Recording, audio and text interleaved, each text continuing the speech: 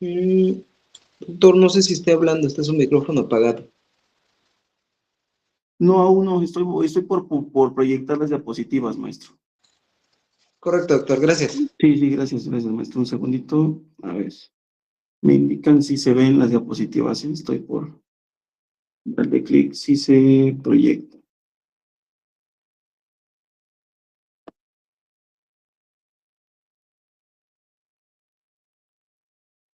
Me indican si se ven, por favor, las diapositivas. Sí, doctor, sí se ven. Ok, muchas gracias.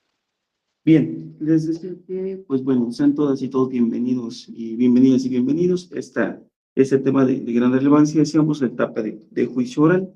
Si bien es cierto, es parte de justamente de lo que conforma una de las etapas del procedimiento penal, ¿verdad?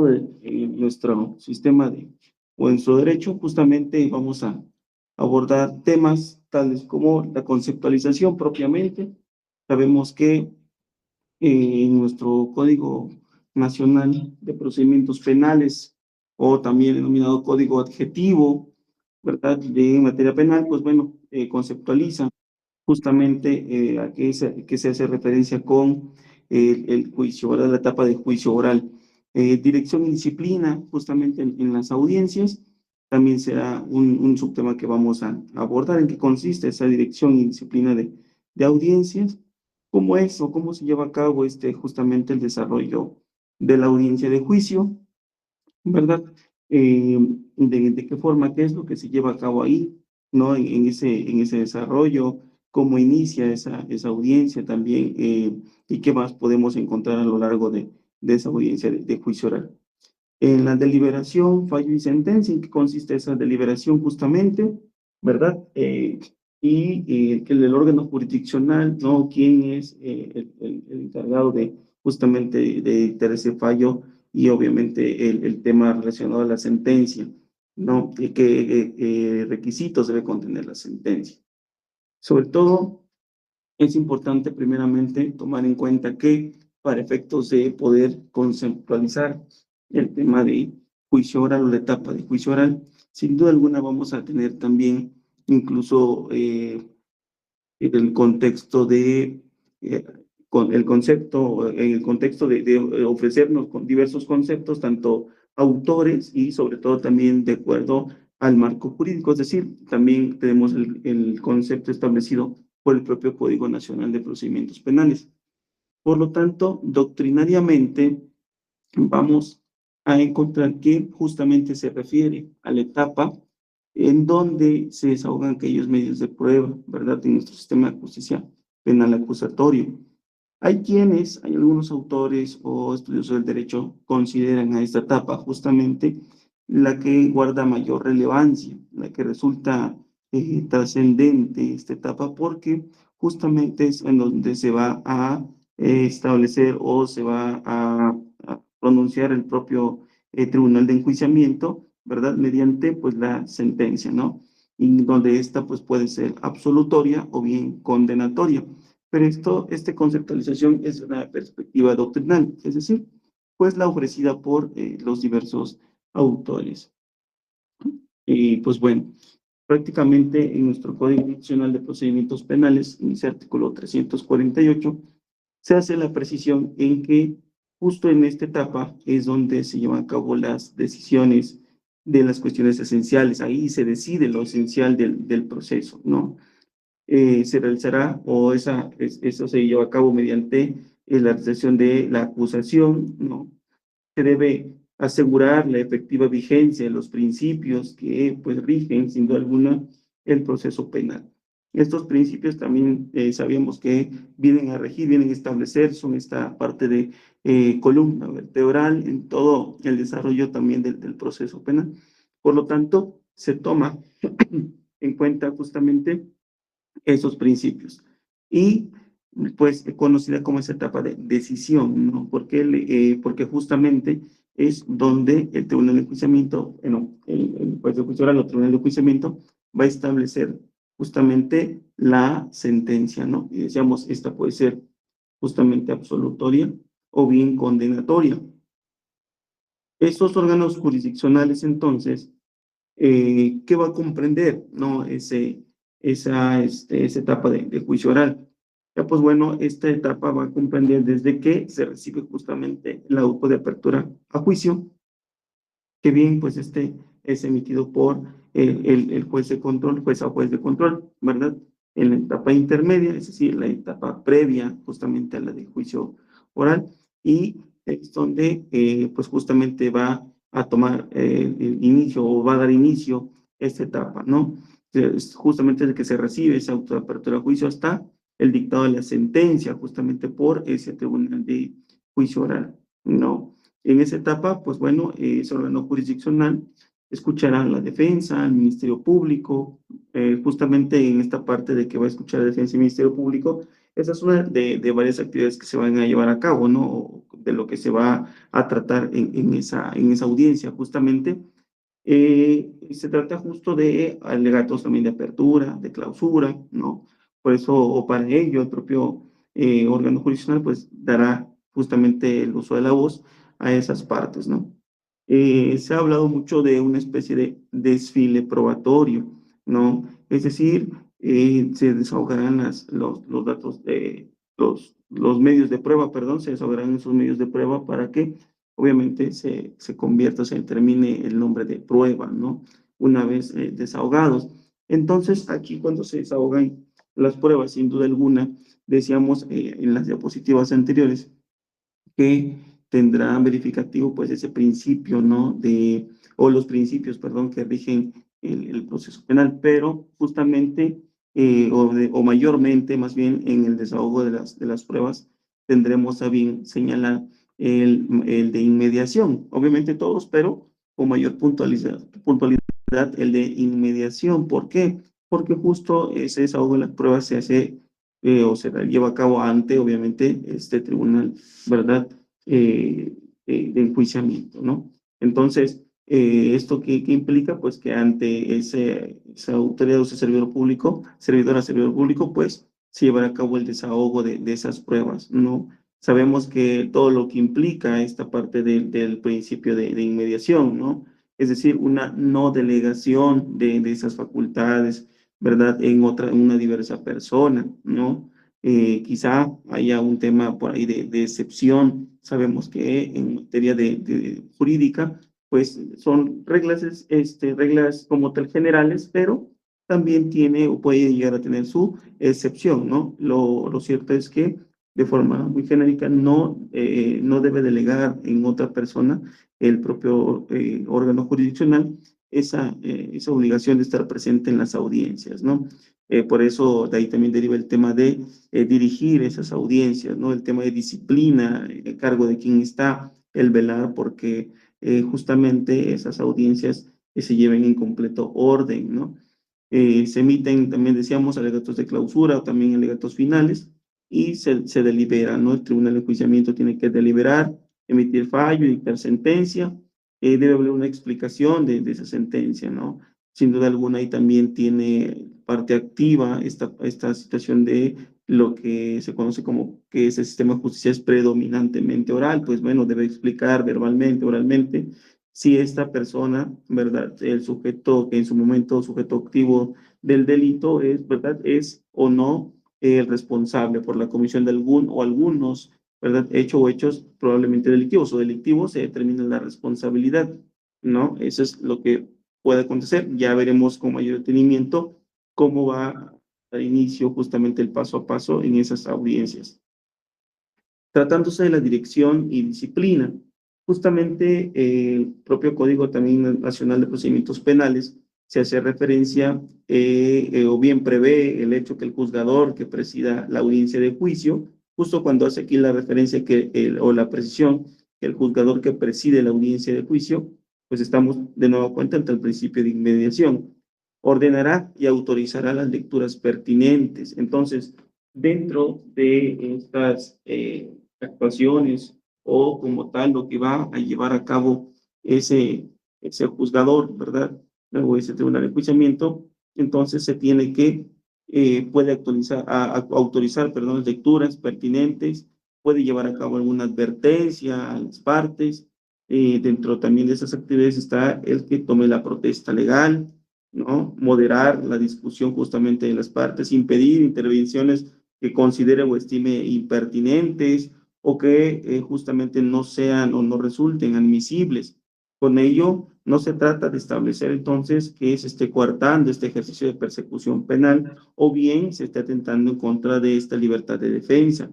Tenemos también aquí justo un tema de las objeciones, ¿no? Que como parte también de la intervención de estas partes, pues se puede dar el hecho que una de ellas, pues justamente objete, ¿verdad? Ya sea en el interrogatorio y demás, es decir, con su participación y por lo tanto, bajo ese principio de inmediación también, ¿verdad? El propio órgano jurisdiccional va a justamente una vez que se lance o se genere esa pregunta, ¿verdad? Va a establecer si al lugar o no, bueno, la contraparte o la otra parte que objete la pregunta, va a decir si habrá lugar o no este órgano jurisdiccional para, obviamente, considerar como la objeción, ¿no? Entonces, esa se radica en esa parte también la dirección del debate de juicio, porque como parte de la función de este tribunal de enjuiciamiento, hace las veces como si fuera un moderador, digamos, ¿no? En esa audiencia. ¿Por qué? Porque no solo también es el orden al que debe estar presente, ¿no? O que debe observar ahí, sino que el dirigir esa audiencia, ¿no? Estableciendo las pautas o los pasos o estos tiempos o espacios, sobre todo, entre las partes para poderlos escuchar, ¿no? Dar la oportunidad de otorgar ese uso de la voz o de la intervención a las partes, ¿no? Justamente para que tengan esa participación, ¿no? De igual manera, tratándose de esa disciplina en la audiencia, ¿verdad? Justo para estar, o como lo hemos referido, al estar al pendiente el propio tribunal de enjuiciamiento o el juez de juicio oral en esa audiencia, entonces ese juzgador velará porque se respete la disciplina, ¿no? Debe mantener sumo cuidado justamente para que los asistentes guarden ese comportamiento en audiencia, ¿no? Justamente el respeto también, corrigiendo en ese momento las faltas que se cometan, pero para ello, pues obviamente ese artículo 355 del Código Nacional de Procedimientos Penales, pues les va a dar esa herramienta jurídica, ¿verdad? O ese medio a través del cual el propio juzgador que preside la audiencia, pues va a aplicar o podrá aplicar, ¿no? Dentro de ellos se destaca, pues, el hecho de que aperciba, ¿verdad? A esa persona o personas a conducirse, obviamente, manteniendo esa disciplina, ¿no? El percibimiento prácticamente le advierte ahí en el acto a esa persona o personas, pues de su comportamiento. Se establece también como una fracción 2 en romano, un parámetro entre el hecho de poder imponer ahí una multa, ¿no? Que oscila o que va desde los 20 a 5,000 salarios mínimos. Entonces, como vemos, aquí el propio Código Nacional prevé el hecho de que como una de las medidas a tomar por este juzgador, esta persona juzgadora, es que se puede impactar incluso en el propio patrimonio, ¿no? Y esto sin duda alguna no solo va, compañeras, compañeros, no solo va orientado a que impacte, por ejemplo, en la persona imputada, por ejemplo, o alguna otra persona, digamos, al Ministerio Público y demás, sino que incluso al defensor, a todos los intervinientes, los que se encuentren en la audiencia. Recordemos que esas audiencias, por regla general, son públicas, ¿no? De igual manera, reitero, la parte que guardan excepciones.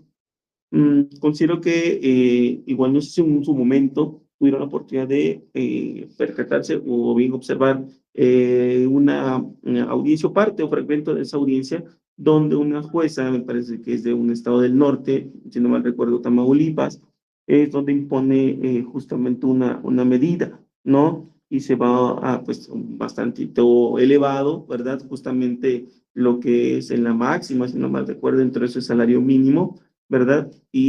Pues bueno, hay un poquito bastante controvertido ese tema, el hecho porque tan enérgico, de buenas a primeras, así que llega, ¿no? Y eso creo que se lo lo impone, si no mal recuerdo, a la defensa, ¿no? A la defensa. Incluso dentro de estas medidas también tenemos a la expulsión de la sala de audiencia, ¿verdad? Esto con la finalidad de, pues, que se lleve a cabo, que se garantice ese respeto a la disciplina, al orden, ¿no? Entonces, tenemos la expulsión de la sala de audiencia de esa persona, el arresto también, que impacta en contra de esa libertad, ¿no? Ya arresto hasta por 36 horas. O bien el desalojo público de la sala de audiencias, ¿no? El desalojo público también es otra medida considerada como parte, pues, de esta situación, de hecho, de garantizar este respeto y mantener esta disciplina. Como parte aquí también importante en el desarrollo de la audiencia o previo a este desarrollo de la audiencia, quiero señalar la cuestión de que las consideraciones que se ha tenido acerca de esta etapa, pues, de juicio oral, ¿no? Todo lo que como un aspecto de generalidad en cuanto a su concepto podemos nosotros referir. El hecho de que este juicio oral, ¿verdad? Radique o centre la atención en la cuestión de que las partes pueden argumentar, probar pretensiones frente ya no a un juez de control, ¿no? Sino que ya un juez de como tal de conocimiento, quien tiene la potestad de resolver el conflicto suscitado. Recordemos que por eso hace un momento o hace ratito decíamos, bueno, pues es que aquí se radican en los temas justamente esenciales, ¿no? Que van a determinar ahí la responsabilidad o no de esa persona. ¿Por qué? Porque justo es donde se lleva a cabo la emisión de la sentencia, ¿no? Entonces, en ese juicio oral, pues se ha considerado como una etapa principal del proceso penal. También justamente se le debe el tema de principios y garantías que vuelven a fin de lograr pues una buena calidad de información, ¿por qué no referirlo así? ¿No? Al propio juzgador. Y cuando se hace referencia a la calidad de información, se entiende el hecho de que también provee de datos, ¿verdad? Seleccionados, que han sido depurados, que se han generado con miras o tendientes a probar, por un lado, si se ha cometido o no, pues un ilícito penal. De igual manera, podemos encontrar el hecho de la determinación de las consecuencias jurídicas o consecuencias de derecho, que fuera el caso o que tenga bien establecer el propio órgano jurisdiccional, ¿no? También se precisaba la cuestión de los principios, decíamos, ¿no? Que rigen este sistema de justicia penal. Pues bueno, y tanto la inmediación, contradicción, ¿no? Y otros tantos también, otros principios, incluso también procesales, y no debemos olvidar también el tema del principio de presunción de inocencia, en el cual, entre todos, en este cúmulo de principios que operen en el sistema, en el juicio oral, pues permitirán que este propio juzgador obtenga una información confiable, que sea de calidad, en la cual pues pueda robustecer o fundamentar justamente esta decisión en torno al conflicto suscitado. ¿Con esto qué significa? Que pues va a determinar la emisión, obviamente va a poner con la emisión de la sentencia, ¿no? Y como parte también relevante dentro de este juicio oral o de la etapa de juicio oral, pues nos encontramos que es ahí en esa etapa justamente donde se desahogarán los medios de prueba admitidos. Estos fueron admitidos justamente en la etapa intermedia, ¿no? Si no mal recuerdo, el artículo 211 de ese Código Nacional de Procedimientos Penales, pues establece esas etapas, ¿no? Dentro de ellas, pues tenemos ahí justamente en la fracción segunda señalado el tema de la etapa intermedia y es ahí donde señala también con qué actuaciones que inicie, con cuál finalice, se intermedia y justamente se advierte el hecho de que se ofertan y se admiten, ¿verdad? Esos medios de prueba, pero que son desahogados justamente en la audiencia de juicio oral, ¿no? Entonces, se desahogan los medios de prueba admitidos a proceso y se genera o con la finalidad de generar una gama de información. Esto pues en relación con los hechos, ¿no? y para que permita justamente el dictado de esa sentencia. Por lo tanto, pues el propio juicio oral pues tiene o guarda características de esa audiencia. Se dice o se tiene bien establecido que esas audiencias que se llevan a cabo en la etapa de juicio oral, pues se trata de que tienen la característica de ser judiciales. Es judicial esa audiencia, ¿por qué? Porque está dirigida justamente o a cargo, ¿verdad? Bajo ese principio de inmediación, pues de ese órgano jurisdiccional, que bien puede ser el juez de juicio oral o el tribunal de enjuiciamiento. Se trata, bajo ese principio ahora de publicidad, que como característica también de esa audiencia, pues es una audiencia pública, ¿no? Puesto que es presenciada por también terceras personas, no únicamente, digamos, por parte de fiscalía, por parte de la defensa, de asesor jurídico y que se encuentre presente esa persona probable responsable, por ejemplo. No únicamente se limita a esa participación. Bueno, no se limita solo a la presencia, más bien no participación, a la presencia de esas personas, sino que también es presenciada por otras más, ¿no? Pues bueno, es algo, obviamente, lo establecido por el propio Código Nacional de Procedimientos Penales. ¿Con esto a qué me refiero? Con esta salvedad de que habrá quizá algunas circunstancias o algunos escenarios en los cuales se rompa justamente esa regla general, es decir, tenga aplicabilidad la excepción, ¿no? Se trata como otra característica de esa audiencia juicio oral, pues justamente el tema de oralidad.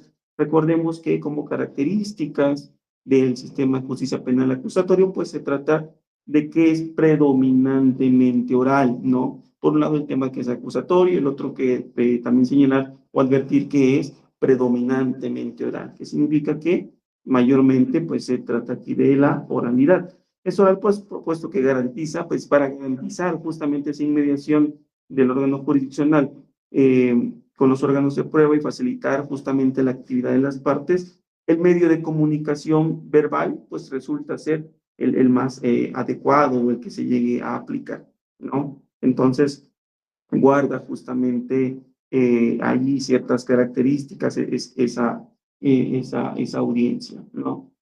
Justamente la apertura, por ejemplo, ahora ya retomando el tema del desarrollo de la audiencia de juicio, pues esa apertura de la audiencia tendrá verificativo, tal como lo precisa o prevé el propio artículo 391 del Código Nacional de Procedimientos Penales.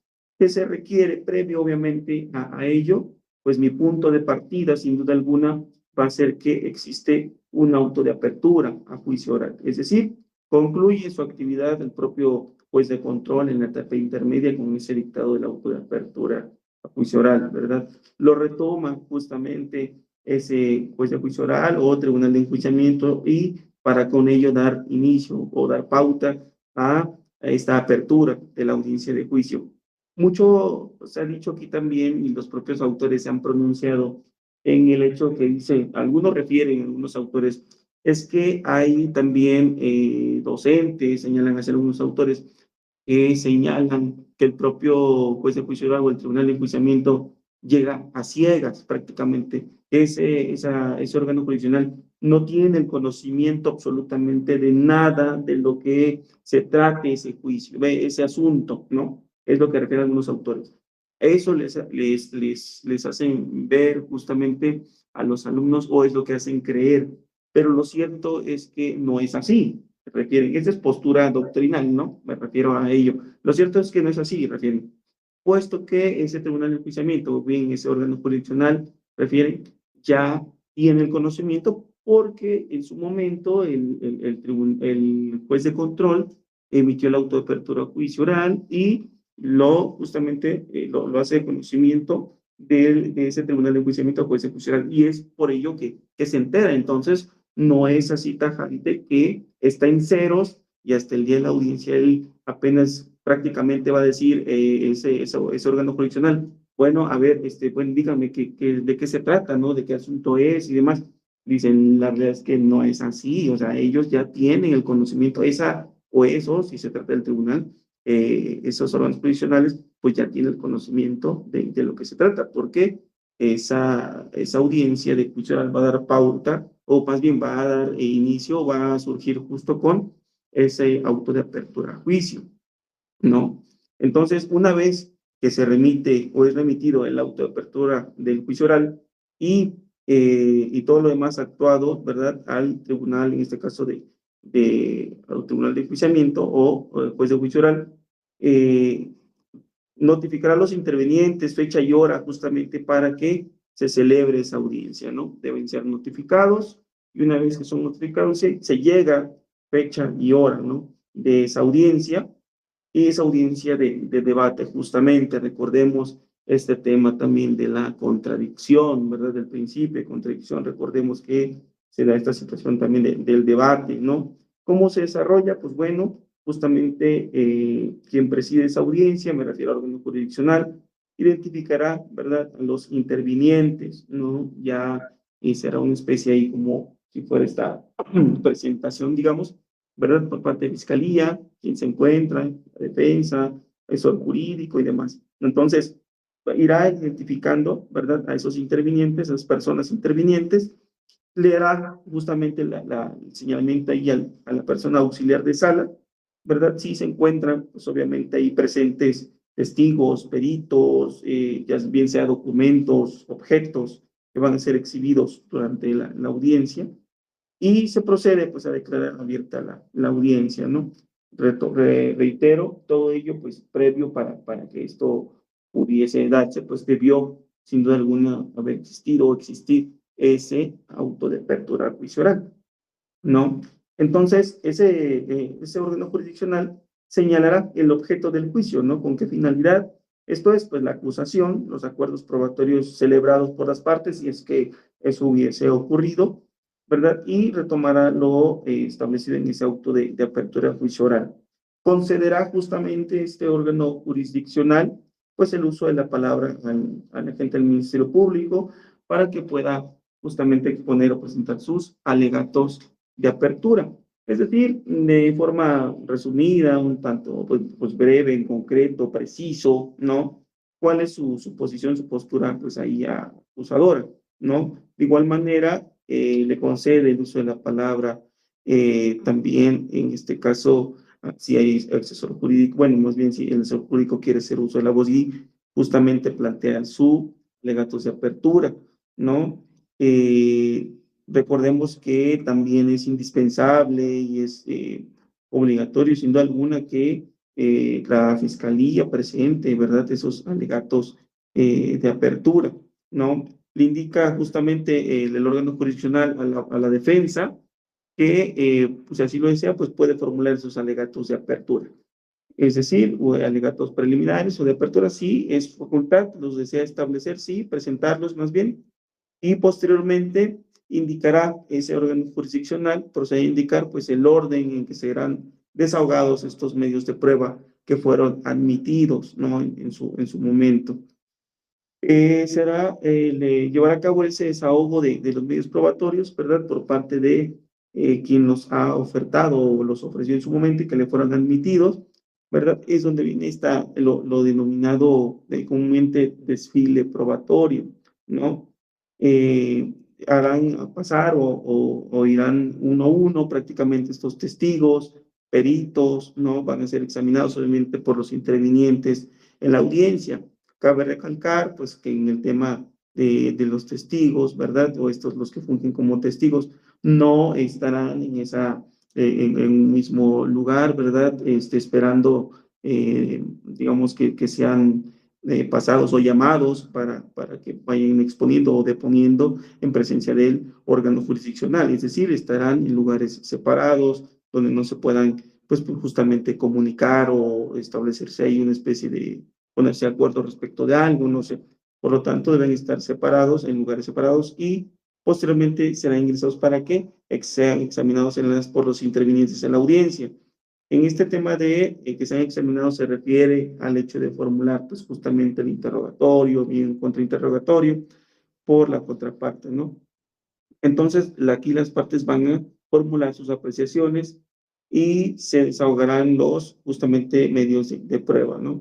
Se procede al desahogo de los medios probatorios y también el hecho de que el órgano jurisdiccional le conceda el uso de la palabra al Ministerio Público, ¿verdad? Para que después del desahogo de los medios de prueba, ya de forma muy general, así referirlo, pues bueno, y ya las partes intervinientes, pues planteen sus alegatos de clausura, y ahorita entraremos en esa parte, ahorita lo digo en forma un tanto genérico, ya entraremos a este tema de alegatos de apertura, en qué consiste, en qué consisten los de clausura.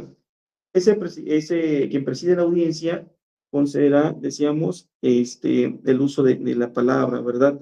Incluso también la propia persona acusada, ¿verdad? Para que pueda, si así lo estima conveniente o así lo quiere, pues pronunciarse al respecto, no generar o plantear lo que a sus intereses convenga, siempre y en todo momento, pues previa consulta que haga con su abogado defensor, ¿no? Recordemos que tiene esa defensa técnica o debe tener una defensa técnica, ¿verdad? Adecuada, es decir, que debe estar representada o representado esa persona por, pues, justamente un licenciado en Derecho, ¿verdad? Quien tenga título, cédula profesional, que conozca el sistema judicial penal acusatorio y demás. Entonces, no toma tan de bote pronto y tan repentinamente una decisión, ¿verdad? Justo esa persona probable responsable, sino que debe consultarlo sí o sí con su abogado defensor, ¿no? ¿Por qué? Puesto que se deben garantizar también ahí los derechos de esta persona. Se procede justamente posterior a esto, si no quiere ser o sí el uso de la voz de persona, pues a deliberar, justamente deliberarán la sentencia entre los miembros del tribunal de enjuiciamiento. Recordemos que en ese tribunal de enjuiciamiento pues se encuentra integrado por 3 personas, lo que no acontece pues justamente con la jueza o juez de juicio oral, en la que estará al frente pues una persona, ¿no? Ya veremos también esta parte de la deliberación, como de acuerdo al artículo 400 del Código Nacional de Procedimientos Penales, y pues justo cómo es que se lleva a cabo, ¿verdad? Se dicta esa sentencia justamente, puede ser de absolución o bien de condena, ¿no? Y pues bueno, vamos a retomar entonces, ya haciendo referencia a que durante el desarrollo de esa audiencia se hace referencia, se precisa justo los alegatos de apertura. Pues bueno, estos alegatos de apertura consisten en esa exposición justamente de manera breve, sucinta, precisa, ¿verdad? De las partes en torno a en torno a lo que en su teoría del caso, pues lograron establecer, ¿no? Que esta, pues prácticamente la construyeron o fue construida desde esa etapa de investigación, y esto pues con la finalidad de que se haga de público conocimiento los términos en que las partes desarrollarán su actividad durante el juicio oral. Hay quienes se precisan que en estos alegatos de apertura justamente es una promesa que están realizando, ¿no? Estas partes, es decir, qué es lo que se va o que lo que se pretende, no es una pretensión ahí, también lo que pretenden ahí demostrar a lo largo del desarrollo de la audiencia, ¿verdad? ¿Cuál es la intención con ello? Justo es lo que se estima que va a ser en estos alegatos de apertura, ¿no? Decíamos que cuando fue en el tribunal de juicio oral o el juez el tribunal de juiciamiento o el juez de juicio oral, decíamos que no llega a ciegas, ¿no? En esta etapa, justamente, ¿por qué? Y porque en este auto de apertura en juicio oral, justamente ya se debe contener, ¿verdad?, la acusación del Ministerio Público, si hubo acuerdos probatorios, los hechos que serán objeto de debate, y justamente los medios de prueba admitidos y que serán desahogados en la audiencia de juicio oral, ¿no? Ahora, retomando el tema de ya una vez señalados los alegatos de apertura, pues bueno, en estos únicamente se deben mencionar los hechos, ordenamientos jurídicos y las pruebas, ¿no? Con los cuales se cuenta justamente como una parte introductoria del tema, ¿no? A desarrollar justo. Y lo que acontece en los alegatos de clausura, ¿verdad? Es el señalamiento de que una vez ya agotada este desfile probatorio, ¿qué fue lo que se puede concluir? Porque también por ello se le denomina así como alegatos justamente de clausura o alegatos finales o la conclusión a la que han arribado. Y pues la finalidad de esos alegatos es que las partes pues formulen justo esas conclusiones en torno a lo que se desarrolló en esa audiencia de juicio oral, ¿no? Incidiendo, por ejemplo, o haciendo referencia a temas como bien puede ser la acreditación de esos hechos, ¿verdad? Que en su momento eh, se comprometieron a establecer, es decir, en los alegatos de apertura o en esa promesa de lo que iba a establecerse, ¿no? La norma jurídica aplicable, el tema también del debate que se haya generado, lo que se puede advertir que se demostró, ¿verdad? Entonces, en esos alegatos de clausura, justamente se llega a establecer las conclusiones, ¿no? Respecto, decíamos, de lo que se desarrolló, ¿no? Darán sus apreciaciones justamente las partes en torno a las pruebas desahogadas, ¿no? En la audiencia de juicio y cómo las mismas, justamente estas apreciaciones, estas pruebas desahogadas, pues vienen a justo a confirmar esa teoría del caso, ¿no? Es decir, con ello que se confirmó de lo que en su momento se estableció como esa teoría del caso. Eso por cuanto hace en torno a los alegatos de clausura y justamente hacemos aquí el señalamiento en cuanto al artículo también 395 del Código Nacional de Procedimientos Penales, en donde se prevé el tema respecto a al orden de recepción de las pruebas en la audiencia de juicio, pues que cada parte determinará el orden en que se va a desahogar sus medios de prueba. Corresponde recibir primero, pues, los medios de prueba que le fueron admitidos al agente del Ministerio Público. Enseguida serán desahogados los de la víctima u ofendido del delito y finalmente, pues, los de la defensa. Entonces, bajo este orden de desarrollo justamente del orden de recepción, ¿verdad? Es que se hará, reitero, pues primeramente respecto a por parte de Fiscalía, enseguida el tema de víctima u ofendido y finalmente los de la defensa, ¿no? En los alegatos de clausura y cierre, retomando esta parte de los alegatos de clausura y cierre, una vez que concluye el desahogo de pruebas, el juzgador que preside la audiencia otorgará pues la palabra primeramente al ministro público, enseguida al asesor jurídico de la víctima u ofendido, posteriormente al defensor para que expongan alegatos de clausura. ¿Verdad? Bien, pues también llevarse a cabo una participación respecto a lo que es el Ministerio Público y el defensor, el hecho de que pueda tener la oportunidad de efectuar una réplica, una dúplica. La réplica solo podrá referirse al expresado por el defensor en su alegato de clausura y la dúplica lo expresado por justamente el agente del Ministerio Público, la víctima o el ofendido del delito en la réplica. Entonces se otorgará la palabra por último al acusado y al final se declarará cerrado ese debate. Es decir, se advierte aquí el hecho de darle esta oportunidad también, ¿verdad? No dejarlo en total silencio, ¿verdad? A la persona, pues, acusada, ¿verdad? Reitero esta parte de si desea hacer uso de la voz y manifestar lo que se estime conveniente, pues, previa consulta de su abogado defensor, ¿no? Entonces tenemos ya todo el decidir por probatorios, se llevaron a cabo el tema de alegatos de clausura o de cierre, y el cierre del debate propiamente dicho, ¿verdad? Se advierte que en el artículo 400 del Código Nacional de Procedimientos Penales establece justo el tema de la deliberación.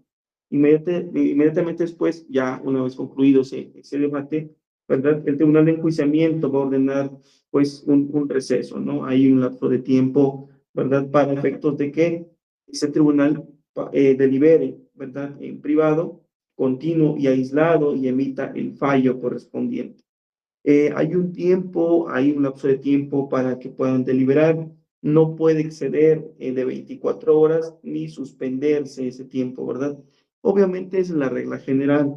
¿Existe la salvedad? Sí existe salvedad, ¿no? Primeramente señala el hecho de que no exceda de 24 horas, ¿no? El tema de la deliberación. Lo cierto es de que sí se encuentra una salvedad, que esto pues radique en caso de enfermedad grave, del bien juez sea juez de juicio oral o bien tribunal de enjuiciamiento. En ese caso, pues la suspensión de la deliberación no puede ampliarse por más de 10 días hábiles. Es decir, si primero se tenían establecidas las 24 horas de horas, ahora lo máximo, ¿verdad? Que no exceda esos 10 días hábiles, luego de los cuales se deberá reemplazar al juez, o bien, si se trata de juicio oral, si es el juez de juicio oral, o bien al tribunal de enjuiciamiento y de nueva cuenta realizar ese juicio, ¿no? Una vez deliberado, ahora se pasa a la parte de emisión del fallo, ¿verdad? Se concluye la deliberación, ese tribunal de enjuiciamiento, de nueva cuenta se constituirá, ¿verdad? En sala de audiencias, convoca, ¿verdad? A las partes, con el propósito de, pues, de que el juez relator, pues, comunique esa determinación, ese fallo, ¿verdad? ¿Qué debe señalarse en ese fallo? Pues bueno, primeramente, la decisión, si se absuelve o se condena a esa persona. Si esa decisión que se tomó, ¿verdad? Fue por unanimidad o bien en la mayoría, por la mayoría de los miembros del tribunal. Recordemos que en el caso del tribunal, pues bueno, se trata de 3 personas, ¿verdad? Y si fue por unanimidad o por mayoría. También debe contener ese fallo. ¿Qué debe señalar el fallo? Pues la relación sucinta de la parte de fundamentado y motivado o fundamentos y motivación en base a lo que sustentan esa determinación, ¿no? En caso de condena, pues bueno, en la misma audiencia de comunicación del fallo, se va a señalar la fecha en que se va a llevar a cabo esa audiencia de individualización de sanciones y respecto al tema de reparación del daño dentro de un plazo, que ese plazo también no debe exceder de 5 días. Si fuera, digamos, el sentido de ese fallo en cuanto a una absolución, pues bueno, ese tribunal de enjuiciamiento podrá aplazar la redacción de la sentencia hasta por un plazo de 5 días, la que será comunicada, obviamente, esa sentencia a las partes. Comunicada a las partes, digamos, la decisión absolutoria, ese tribunal de enjuiciamiento dispondrá de forma inmediata del levantamiento de medidas cautelares que hubieran decretado en contra de esa persona imputada y ordenará se tome nota de ese levantamiento en todo índice o registro público y policial en que figure y, sin duda alguna, pues retomará su libertad, ¿no? Es decir, que en libertad esa persona sin que puedan mantenerse dichas medidas para la realización de trámites administrativos. También se van a cancelar, se ordenará la cancelación de garantías de comparecencia y reparación del daño que se hayan otorgado, puesto que esta persona pues ha quedado en libertad. El tribunal de enjuiciamiento viene la parte de lectura y explicación de sentencia en audiencia pública. En caso de que en la fecha y hora fijadas para la celebración de dicha audiencia no asiste persona alguna, se dispensará de la lectura y explicación y se tendrá por notificadas a las partes, ¿no? Como parte también importante que debemos considerar es que esa sentencia pues debe contener ciertos requisitos. Esos requisitos los vamos a encontrar previstos o están previstos en el artículo 403 del Código Nacional de Procedimientos Penales, ¿no? Como parte de esos requisitos se encuentran el hecho de que debe contener la mención del tribunal de enjuiciamiento, ¿verdad? Nombre del juez juicio oral o los jueces que integran ese tribunal de enjuiciamiento, en qué fecha se está dictando esa sentencia y la identificación del acusado y la víctima o el ofendido, la enunciación de hechos y circunstancias o elementos que han sido objeto de acusación y en su caso los daños y perjuicios reclamados, la pretensión reparatoria y las defensas del imputado, una breve y sucinta descripción del contenido de la prueba, la valoración, el tema de valoración de los medios de prueba que fundamentan justamente las conclusiones alcanzadas por ese tribunal de enjuiciamiento, aquellas razones también que sirvieron para fundar la resolución, ¿verdad? ¿Qué es lo que logró justamente advertir, por ejemplo, el juez de juicio oral o el tribunal de enjuiciamiento para poder llevar a cabo la emisión de esa resolución? La determinación y exposición clara, lógica y completa de cada uno de los hechos y circunstancias que se consideraron probados y de la valoración de las pruebas que fundamenten dichas conclusiones. Justamente después de haber establecido esas determinaciones claras de los hechos y por qué lo estimaron que fueron considerados probados, ¿verdad? Y que justamente a consecuencia de esas valoraciones de las pruebas, pues le genera convicción a ese juez de juicio oral o a ese tribunal de enjuiciamiento, pues se establecerá además los puntos resolutivos, ¿no? de esa sentencia, es decir, en dónde tiene su esencia, en dónde radica esa absolución o esa parte de condena, ¿no? En lo que, en su caso, el tribunal de enjuiciamiento se pronuncie sobre la reparación del daño y fije monto y indemnizaciones correspondientes. Y, finalmente, la firma del órgano jurisdiccional, ¿no? Previo a esto, bueno, o tomando en consideración la parte del tribunal de enjuiciamiento con relación a la sentencia, tenemos el punto relativo a la convicción del tribunal de enjuiciamiento, ¿no? El artículo 402 del Código Nacional de Procedimientos Penales, pues prevé el tema relativo a que el tribunal de enjuiciamiento va a apreciar la prueba según su libre convicción, ¿no? Extraída de la totalidad del debate. Recordemos esta parte importante justamente del debate en etapa de juicio oral también, de manera libre y lógica. Serán valorables y sometidos a una crítica racional los medios de prueba obtenidos lícitamente e incorporados al debate conforme lo establece ese propio código, ¿verdad? Recordemos que estos medios de prueba obtenidos deben ser lícitamente, ¿no? En la sentencia, el tribunal de enjuiciamiento deberá hacerse cargo en su motivación de toda la prueba producida, incluso pues de aquella que hubiera desestimado, indicando en tal caso las razones que hubiera tenido en cuenta para hacerlo. Justamente esa motivación deberá permitir la reproducción del razonamiento que debe emplear para alcanzar las conclusiones de la emisión de esa sentencia, ¿no? Y su tercer párrafo es el señalamiento de que nadie podrá ser condenado, sino cuando, ojo con esto, mucha atención, cuando el tribunal que lo juzgue adquiera la convicción más allá de toda duda razonable.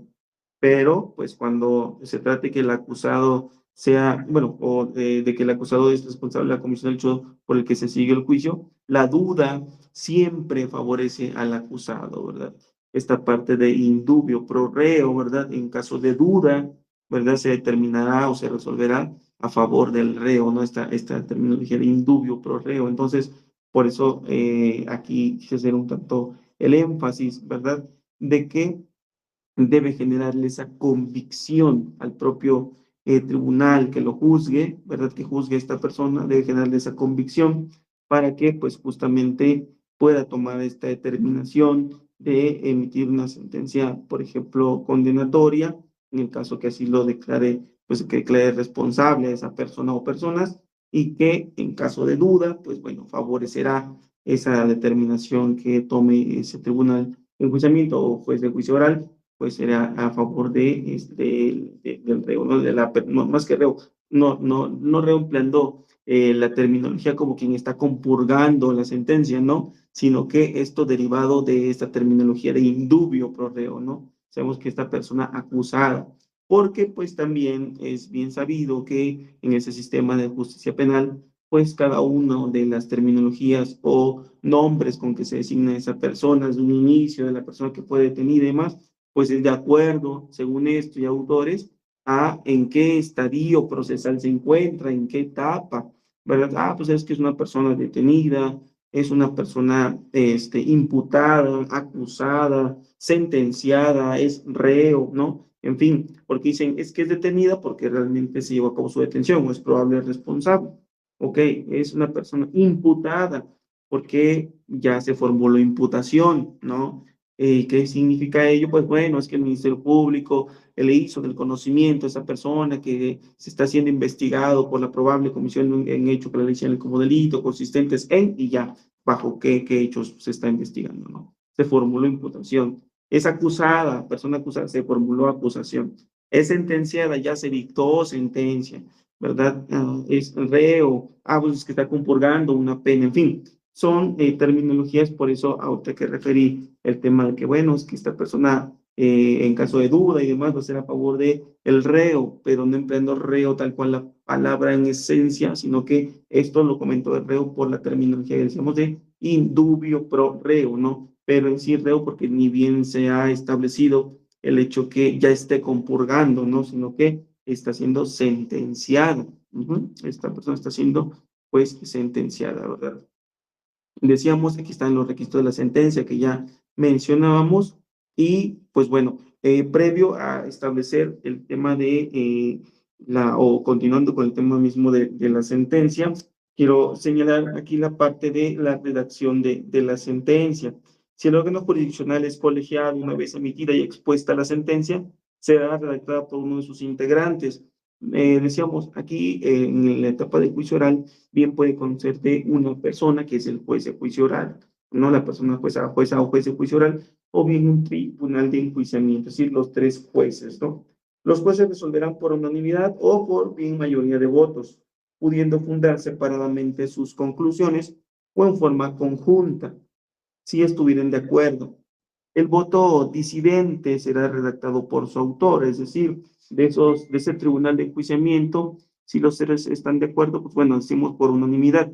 Si no, ¿verdad? Con uno que no esté de acuerdo, ese es el que es emitirá el voto disidente, es decir, el que no está de acuerdo, el que justamente de los tres, dos sí estuvieron de acuerdo y ese no, ese órgano jurisdiccional, pues redactará justo ese voto, ¿verdad? La sentencia señalará el nombre de su redactor. Esa sentencia también producirá sus efectos desde el momento de su explicación y no desde su formulación escrita, ¿no? Respecto a la sentencia absolutoria, pues en esa sentencia justamente el Tribunal de Enjuiciamiento ordenará que se tome nota del levantamiento, decíamos, de medidas cautelares, ¿verdad?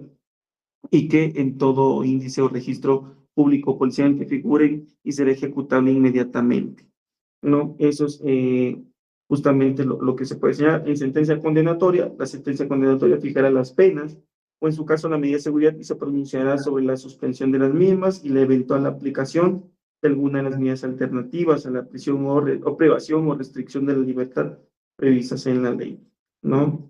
En esa sentencia, cuando se trate de una condenatoria, obviamente, se va a establecer con toda precisión el día desde el cual empezará a contarse y fijar el tiempo de detención o prisión preventiva que debe servir de base para su cumplimiento, ¿no? También se toma en consideración aquí en la sentencia condenatoria el decomiso de algún instrumento o efectos del delito o su restitución cuando así fuera pues procedente y también se dan referencia en esa sentencia condenatoria a elementos objetivos, subjetivos y normativos del tipo penal correspondiente, ¿verdad? Estableciendo el tipo penal si se consumó, se realizó en grado tentativa o la forma de comisión del sujeto activo, cómo intervino ese sujeto para la realización de ese tipo penal, ¿no? Y si fue también naturaleza dolosa o culposa, es decir, se establecerán pues los pormenores de esa participación que tuvo el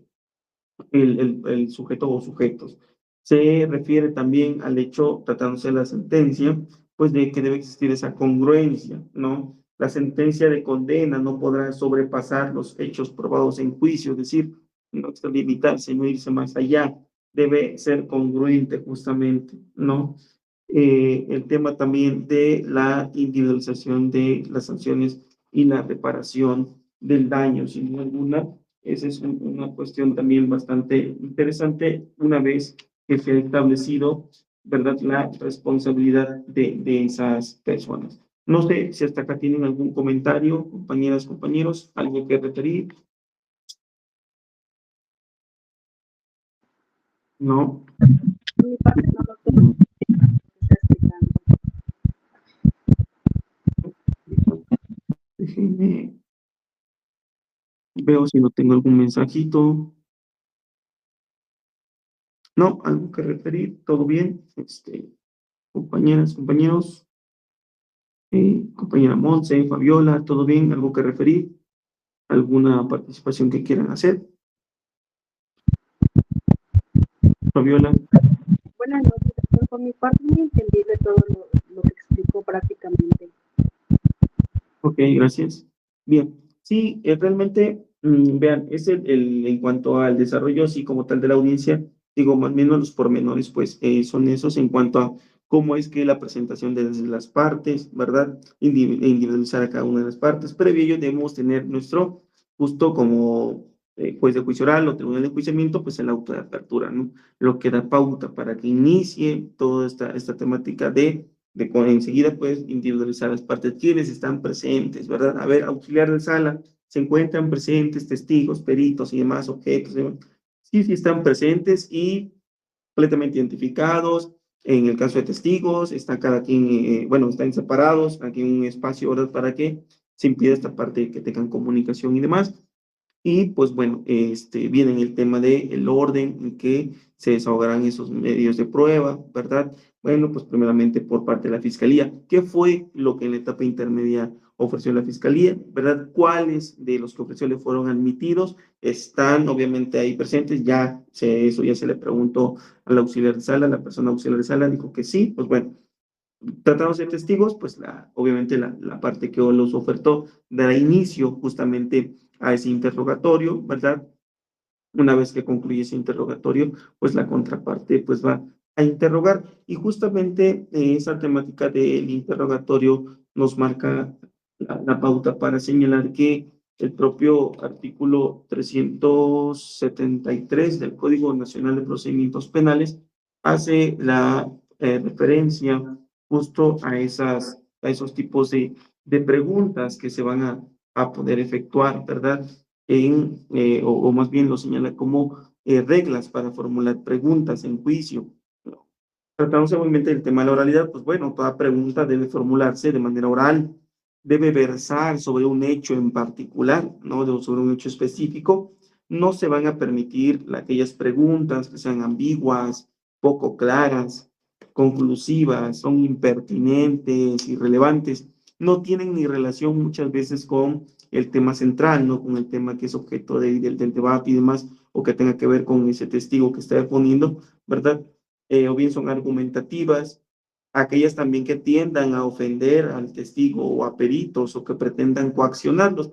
Realmente luego me sorprende aquí esta cuestión porque una cosa es lo establecido aquí, si se dan cuenta, cuántas veces no hemos visto en fragmentos de videos, ¿no? De audiencias, en las cuales pues ya yo nada más estoy como a la expectativa a ver en qué momento dice alguna mala palabra, ya sea la persona testigo o perito, ¿no? De tanta presión que ejerce esa defensa con la intención de destruir, ¿no? O echar abajo esa pericial o esa testimonial, ¿no? Y pues si nos cuenta aquí en el artículo 373, la parte final del primer párrafo, refiere en ningún caso se permitirán preguntas ambiguas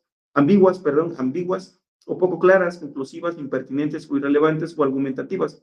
Ojo con lo siguiente, que tiendan a ofender al testigo o peritos, y ahí está lo que le comento, o que pretendan coaccionarlos.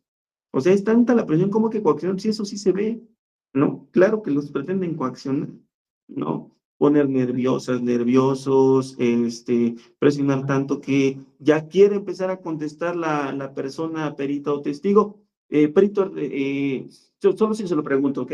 Entonces, sí o no, y dígame eso, o sea, está muy, muy encima, tan así la presión que ya no puede decir, pero quiere empezar a hablar esa persona, de poner o exponer lo que le preguntó. No, limítese a contestar, sí o no nada más, ¿qué es esto? O sea, oye, pero aquí me está estableciendo que pretendan coaccionarlos, o sea, déjalo respirar siquiera, si realmente no es así, ni vengan terminado de esbozar ni media palabra y ya están encima con la coacción, ¿no?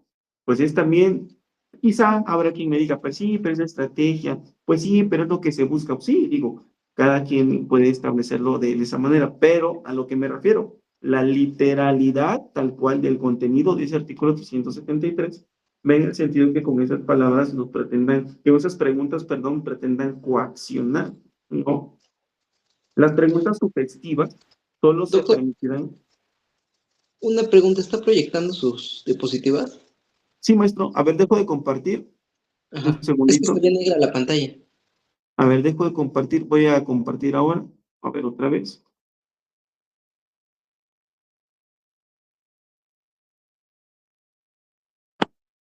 Ahí debiera de aparecer otra vez. Sí, doctor, ya se visualiza. Gracias. Sí, Y pues, gracias.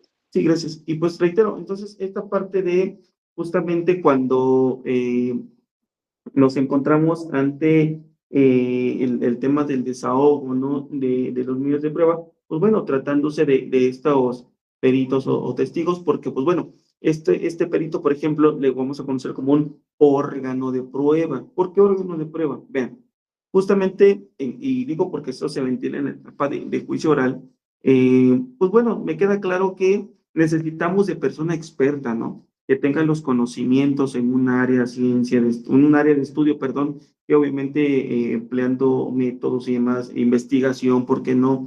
Herramientas de su propias, de su expertise. Situación que a lo mejor yo no lo sé como abogado defensor, no, yo no lo sé como Ministerio Público, como órgano jurisdiccional tampoco. ¿Quién me lo va a venir a establecer? Pues justamente la persona perita. Pero entonces me queda claro que esa persona perita ya emitió un dictamen y ese dictamen, esas hojas o esa hoja u hojas, pues por sí solos no hablan, ¿verdad? Y podrán decir, ah, pero pues léalo y va a ver que se va a enterar de su contenido, obviamente.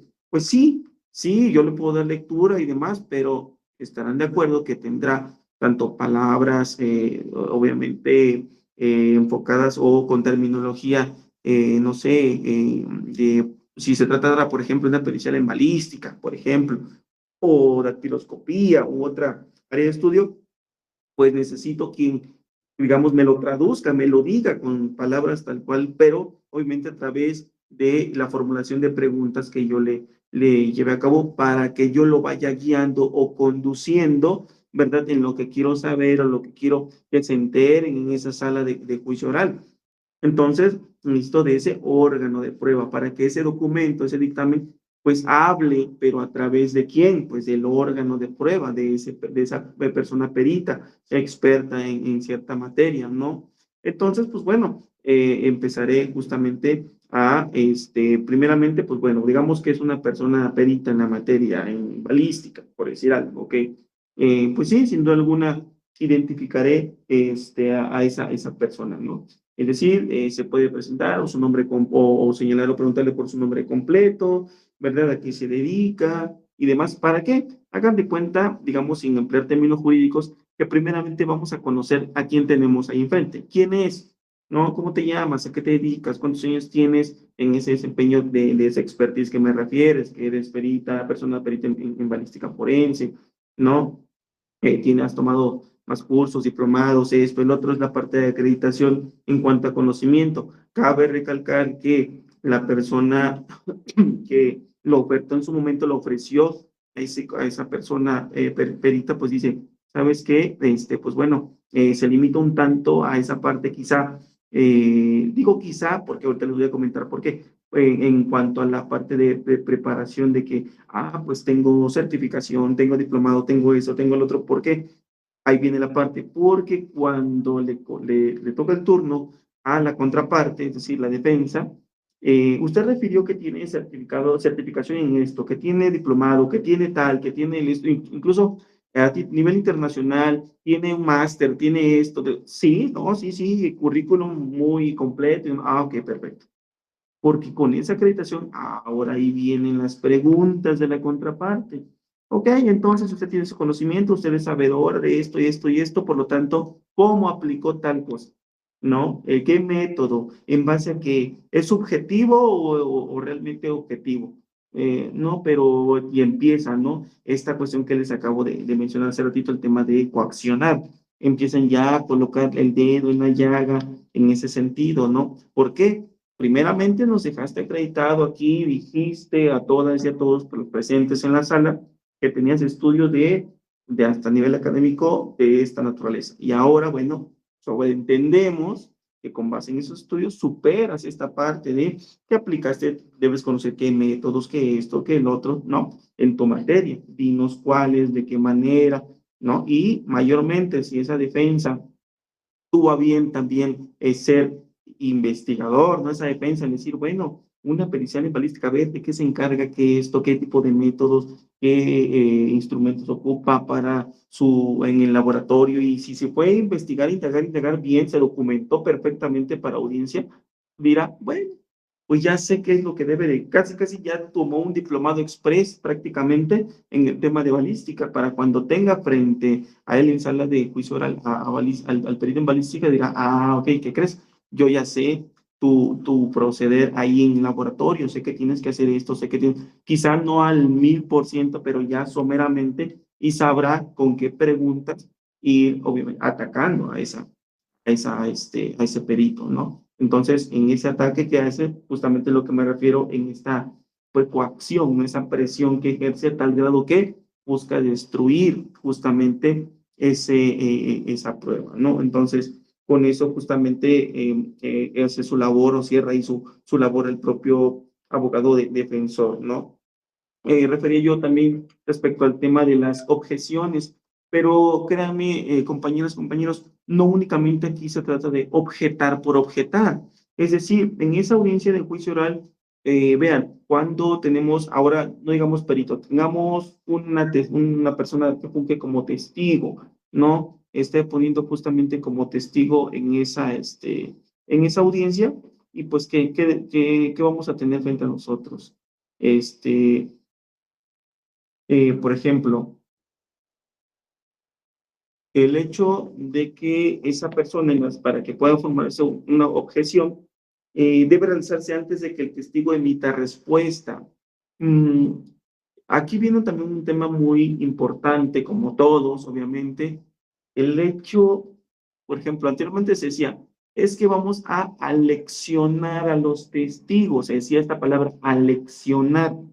Es decir, que yo lo citaba, por ejemplo, en el despacho, en la oficina, incluso hoy en día hasta los propios testigos, los compañeros agentes del Ministerio Público, los mandan a comparecer, por ejemplo, a los que fungieron como primeros respondientes. Llegan para prepararlos a juicio, para preparación a juicio, así.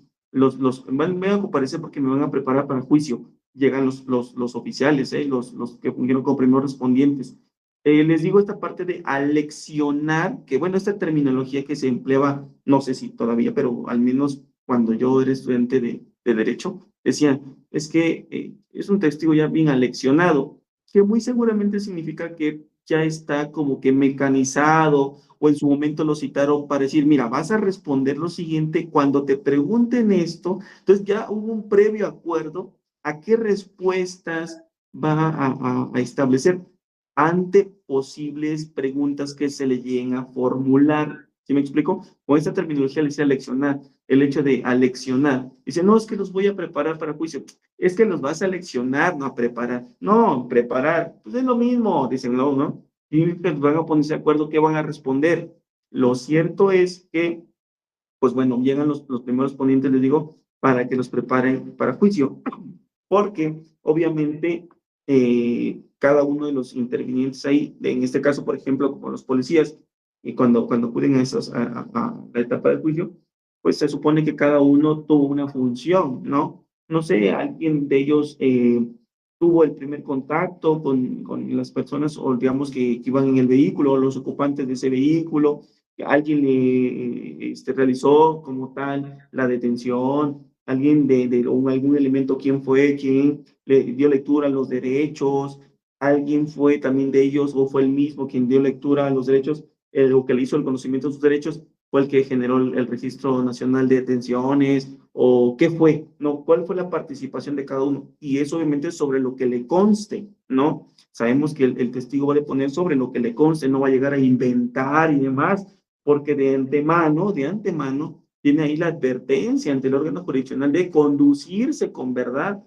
Hay de aquel que falte a la verdad, ¿no? Pues muy seguramente ahí darán vista a la gente del Ministerio Público, ¿no? Por falsedad en declaración. Entonces va advertida esa persona, ¿no? Va advertida. Entonces, decíamos, en el tema de la objeción, muchas veces se anticipan a responder. Es ahí la parte de preparación que reitero en juicio, porque eso lo debe de advertirle el Ministerio Público. Y sabes qué, cuando yo te formule esa pregunta, ¿verdad? Tú obviamente vas a responder, ya sea yo o bien la contraparte, si la defensa, formulemos las preguntas, ¿verdad?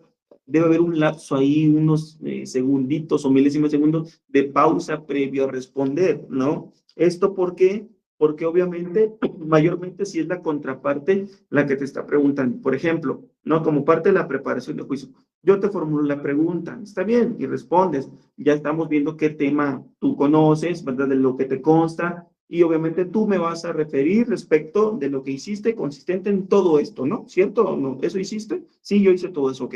Yo te voy a generar, por ejemplo, te puedo preguntar esto y esto y lo otro. Son cosas que tú conoces, es lo que a ti te constó. Sí, exactamente, ok.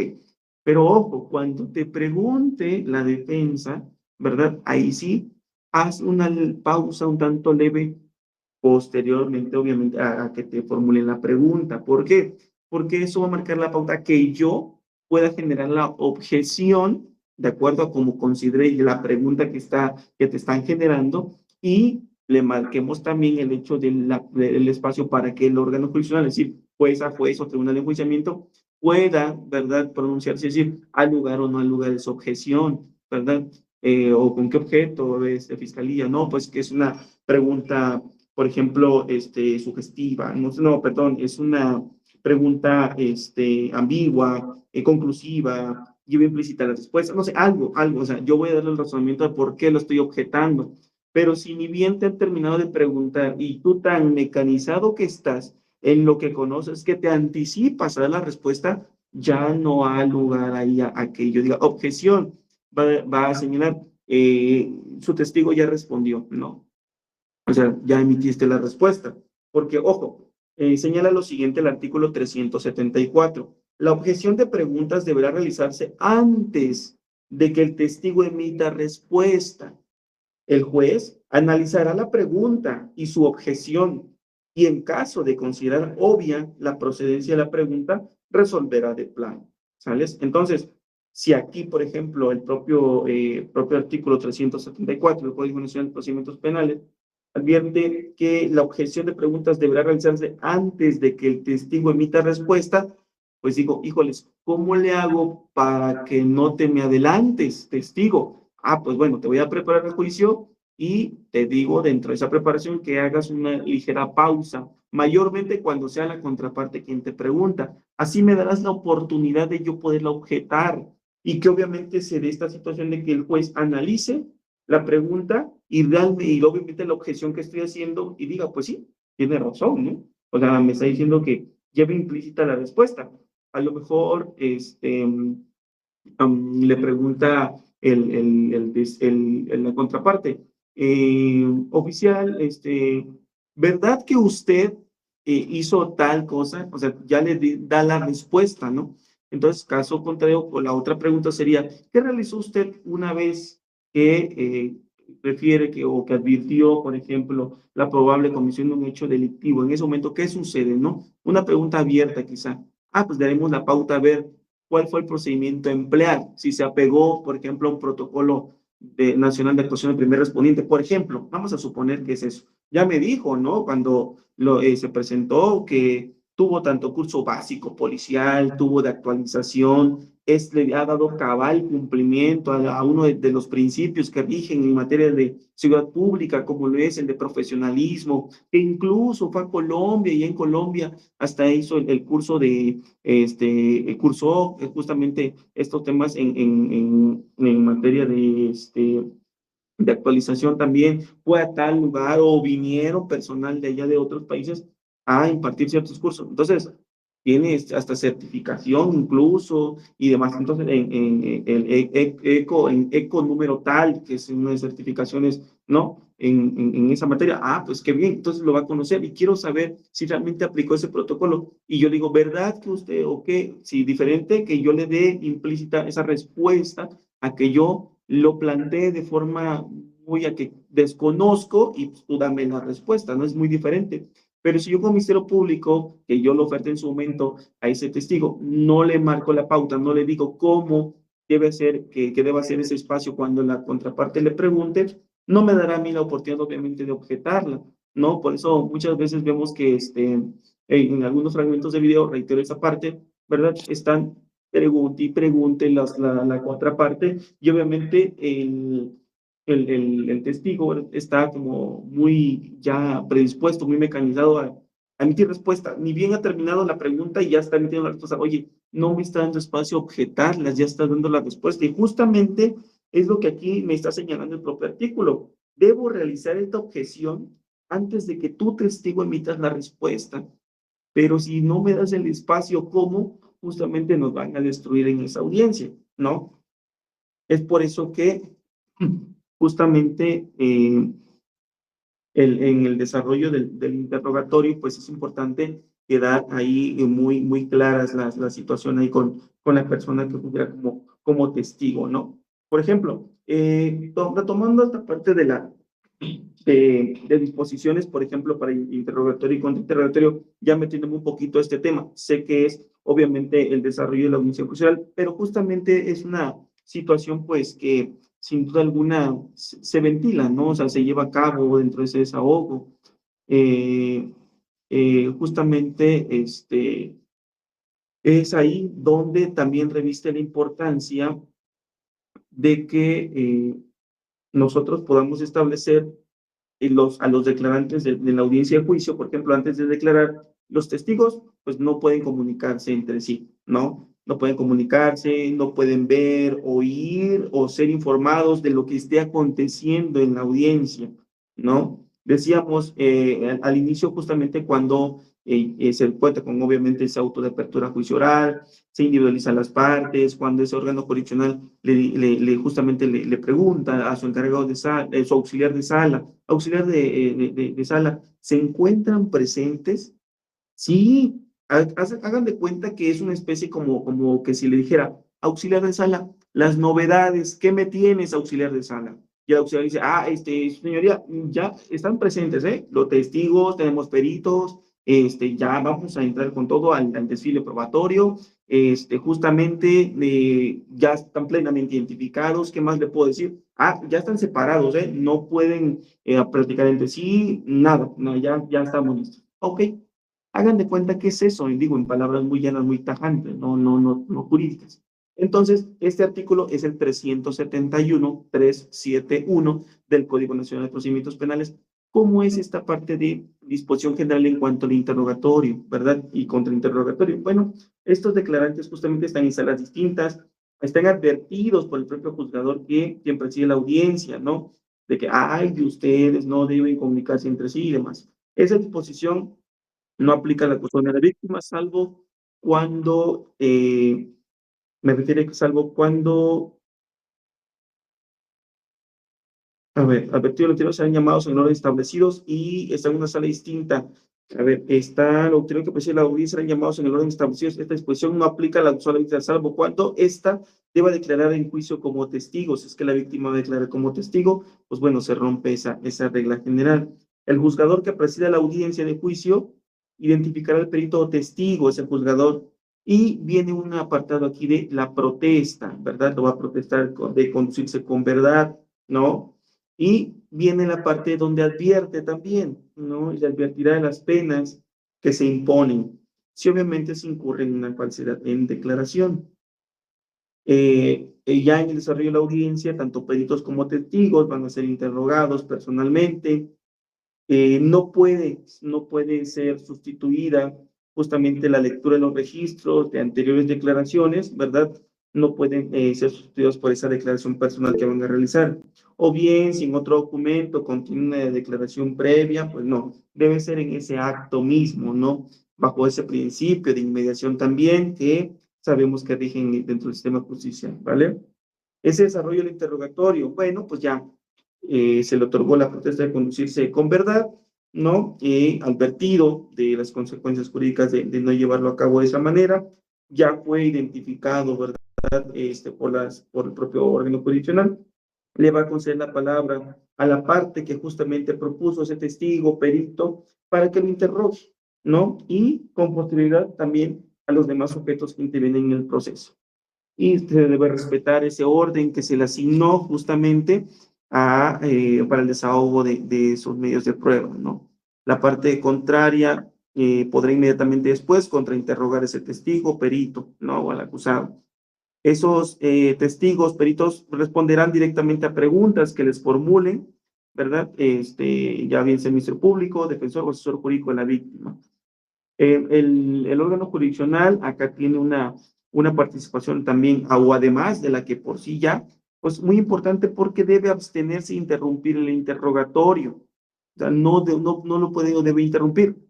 Yo considero que hay excepción, sí, porque, por ejemplo, obviamente el tema de la objeción, pues obviamente se va a pronunciar el órgano jurisdiccional, ¿no? Porque digo, no lo voy a interrumpir, pero no lo generé yo, digamos, esa interrupción, yo juzgador, sino que una de las partes advierte una objeción. ¿Sabe qué? Objeción, sí, a ver, ¿qué motivo? ¿Por qué objetas? Por esto, se trata de una pregunta, esto, ¿no? Ok, perfecto, entonces valoro, digo, al lugar, no al lugar, a la objeción. Ok. Eso puede ser un caso, ¿no? En que yo digo, bueno, me dio una objeción fundada. O bien, resulta ser que hay necesidad para mantener el orden y decoro en esa audiencia. Veo que ya parece una especie de mercado, ¿no? A ver, espéreme, a ver, un momento ahí, un segundo ahí, a ver, testigo, ¿verdad? Permítame. A ver, si es en el público, o defensa, por favor, limítese tal, o fiscalía, por favor, esta situación. Advierto, ¿verdad? Ahí apercibo, ¿no? A lo mejor se mantiene en una postura que no me quiere hacer caso, ni o la defensa, o alguno de los intervinientes. Es mi función ser esa especie de moderador, decía, ¿no? Es decir, yo llevo la batuta, mando, control, dirección, disciplina, para que me hagan caso, obviamente, yo la llevo, yo órgano jurisdiccional, ¿no? Por eso estoy presente aquí, o sea, no es un holograma, es el principio de inmediación. Por eso no delegué también, una, porque estoy bajo principio de inmediación, aparte, porque es ante mí que se debe desahogar esa audiencia. No decirle, secretario, hágase cargo, voy a salir un rato, ¿no? No, espérame. ¿Y la inmediación qué? Entonces, ¿verdad? No debo también interrumpir esa audiencia. Pero hay excepción, la regla general es que no le interrumpas. Obviamente, objetaron, valora y pronúnciate, ¿verdad? Órgano jurisdiccional, determina si al lugar, no al lugar, esa es una. Oye, ya se están ahí pues, poniendo las cosas un tanto, pues, color de hormiga, pues a ver, calma las cosas, ¿no? Ya ahí tienes tus medios de apremio, ¿sabes qué? Apercibe esto, el otro, ahí tienes ya señalado, ya hace rato lo referíamos, ¿no? ¿Cómo puede ese órgano jurisdiccional establecer la disciplina en las audiencias? ¿Ok?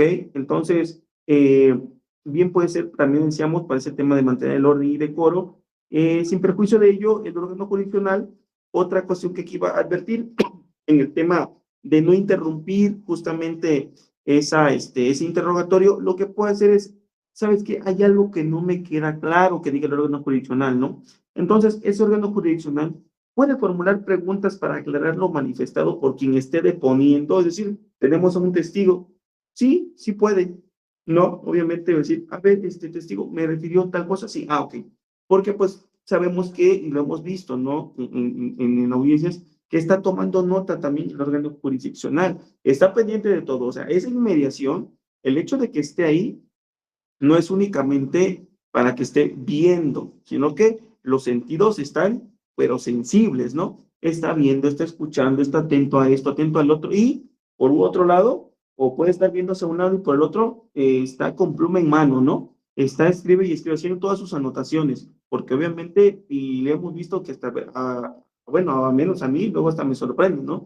Que estos órganos jurisdiccionales y están deponiendo, ya sea que fiscalía tenga el uso de la voz o defensa, no sé, y vemos al órgano jurisdiccional prácticamente atento, ¿no? A su anotación, y está anota y nada más medio voltea a ver, y vuelve la vista y donde está anotando y anotando, y decimos, oye, bueno, yo la verdad, les soy honesto, voy a confesar algo, luego digo, o sabe taquimecanografía, o qué pasa, ¿no? Porque va a una velocidad, va, escribe y escribe, o sea, todas las anotaciones, obviamente son datos en particular, obviamente no, quizá, pues no con hasta con comas y puntos y signos demás, tomando la nota, ¿no? Quizá, pues, del tema, lo más central, ¿no? Porque hay un momento, obviamente, somos humanos, ya no somos una máquina, y hay un momento en que advierte ese órgano jurisdiccional y señala, me dijo Fiscalía que era la número, la unidad, la número, sí, la número 11034, su señora, anota, ¿no? Entonces llega un momento en que obviamente dice, híjoles, iba tan rápido que me faltó el número, ya no pude tomar nota de ello. O defensa se refirió que era, okay, era el nombre de tal, sí, ok, perfecto, y ya toma nota. O sea, recapitula, ¿no? Esa parte, decir, ok, ya, lo tengo prácticamente, ¿no? Ya tomé nota de ello. Entonces, vean, tan así, que obviamente están atentos a eso, ¿no? Entonces, esa atención a ello y todo lo que acontece en esa sala de audiencias, justamente. Entonces, vemos una capacidad, o debiera ser así, tremenda, ¿no? La situación. Fíjense que también platicándoles un poquito acerca del desarrollo de estas audiencias, ¿qué otra cosa nos podemos encontrar ahí dentro? Sabemos que es un debate, todo un debate aquí en juicio oral también. Un aspecto también, hay ejercicios que se pueden llevar a cabo. Voy a mencionar este ejercicio de lo que es lectura para apoyo de memoria, o bien también para demostrar o superar contradicción en audiencia. ¿Cómo es esto? Vean, fundamento, artículo 376 del Código Nacional de Procedimientos Penales. Oído con esto, fíjense, durante el interrogatorio y contrainterrogatorio del acusado, del testigo o del perito, podrán leer parte de sus entrevistas, manifestaciones anteriores, documentos por ellos elaborados o cualquier otro registro de actos en los que hubiere participado, realizando cualquier tipo de manifestación cuando fuera necesario para, ojo, apoyar la memoria del respectivo declarante. Viene otra parte, no solo para apoyarte y recuerdes, ojo, para que también superar o evidenciar contradicción, o bien solicitar aclaración pertinente. ¿Sales? Con el mismo propósito se podrá leer durante la declaración de un perito, ojo aquí, parte del informe que él hubiera elaborado.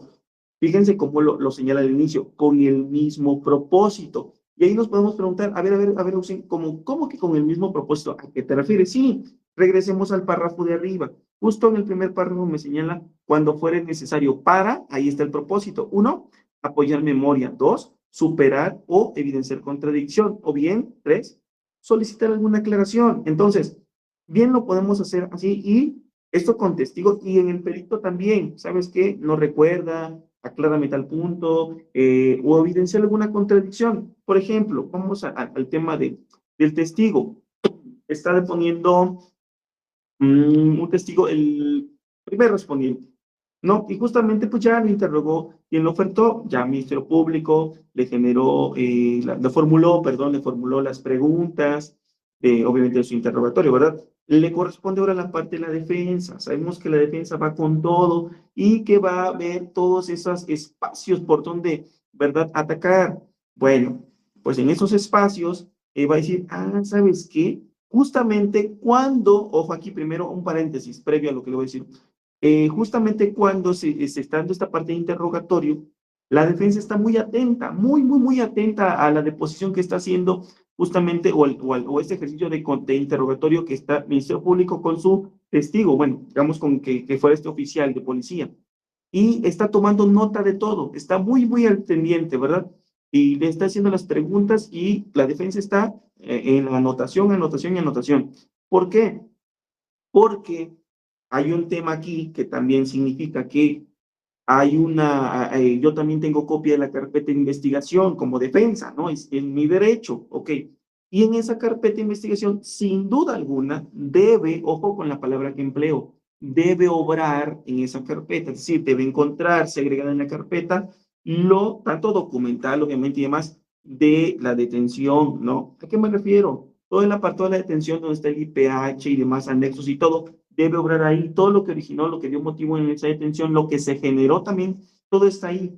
Entonces, yo como estoy tomando nota digo, ok, entonces me está refiriendo que el policía hizo todo esto, pero a ver, ¿qué refiere en su informe policial homologado? Y digo, no, ahí no está, ahí está otra cosa. Él refirió situación distinta, por ejemplo, en los hechos, me señala una situación distinta a lo que me está refiriendo, ok, lo voy a marcar con X color, ¿no? Llevo ahí un marcador o lo subrayo, simplemente, ok, voy a, bajo lo previsto por este artículo 376, a llevar a cabo un ejercicio de justamente superar esa contradicción, ya se está contradiciendo lo que está esbozando aquí en audiencia el policía y lo que él plasmó en su momento en ese informe policial homologado, por ejemplo. Ahí tengo algo que ahí no me cuadra, es una cosa distinta, ¿no? O bien, eso tratándose del contrainterrogatorio. Entonces, ¿qué va a pasar? Cuando ya le den el uso de la voz, su señoría, pues con fundamento en el artículo 376, solicito su autorización para llevar a cabo pues, el ejercicio de evidenciar contradicción, ¿no? Claro que sí. Y recordemos también en lo que es el sistema de justicia penal, está prohibidísimo, obviamente, el estar leyendo y leyendo como partes intervinientes. Sí podemos quizás referirnos, bueno, sí, ya me acordé, era tal cantidad, pero así como un apoyo de memoria lo que podemos tener todas y todos, pero no me voy a poner, por ejemplo, a leer una acusación, a leerlo, no es leer todo. Entonces, como ese testigo está contradiciéndose, justamente podemos poner a la vista, ¿no? Se podrá leer durante la declaración parte, ¿no? Del informe, o que vas a ponerle a la vista, ok, que se le ponga a la vista informe policial homologado, ¿no? ¿Lo reconoce? Sí, pues sí es el informe policial homologado, ok. ¿Puede dar lectura, por favor, en lo que está marcado o subrayado con color amarillo, con color verde, con color tal? Sí, claro, cómo no. Y empieza a leer. Hace usted un momento mencionó, hace un momento mencionó tal cosa, ¿ok? Y al darle lectura, pues es contradictorio, se está contradiciendo ahí. Y empezamos ahí a justamente evidenciarlo, ¿no? Se está ahí evidenciando. Otra situación, pongamos que seguimos como defensa o como simplemente también por parte de fiscalía, y ahora no somos la contraparte de quien está deponiendo.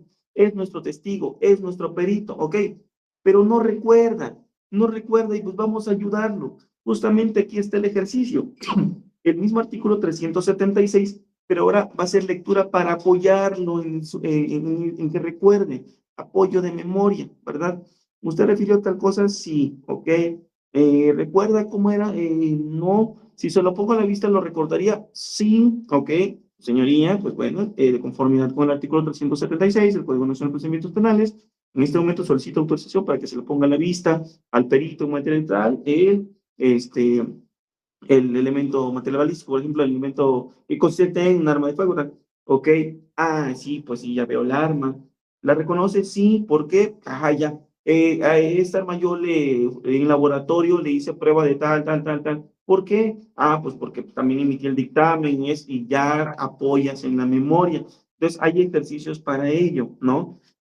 Decíamos, bien para apoyar la memoria o bien para superar o evidenciar contradicción o simplemente una aclaración, ¿no? Oiga, recuerda el método tal empleado, en este momento se me olvidó, pero sí, recuerdo esto, a ver, aquí está, lo reconoce, sí, ¿qué es?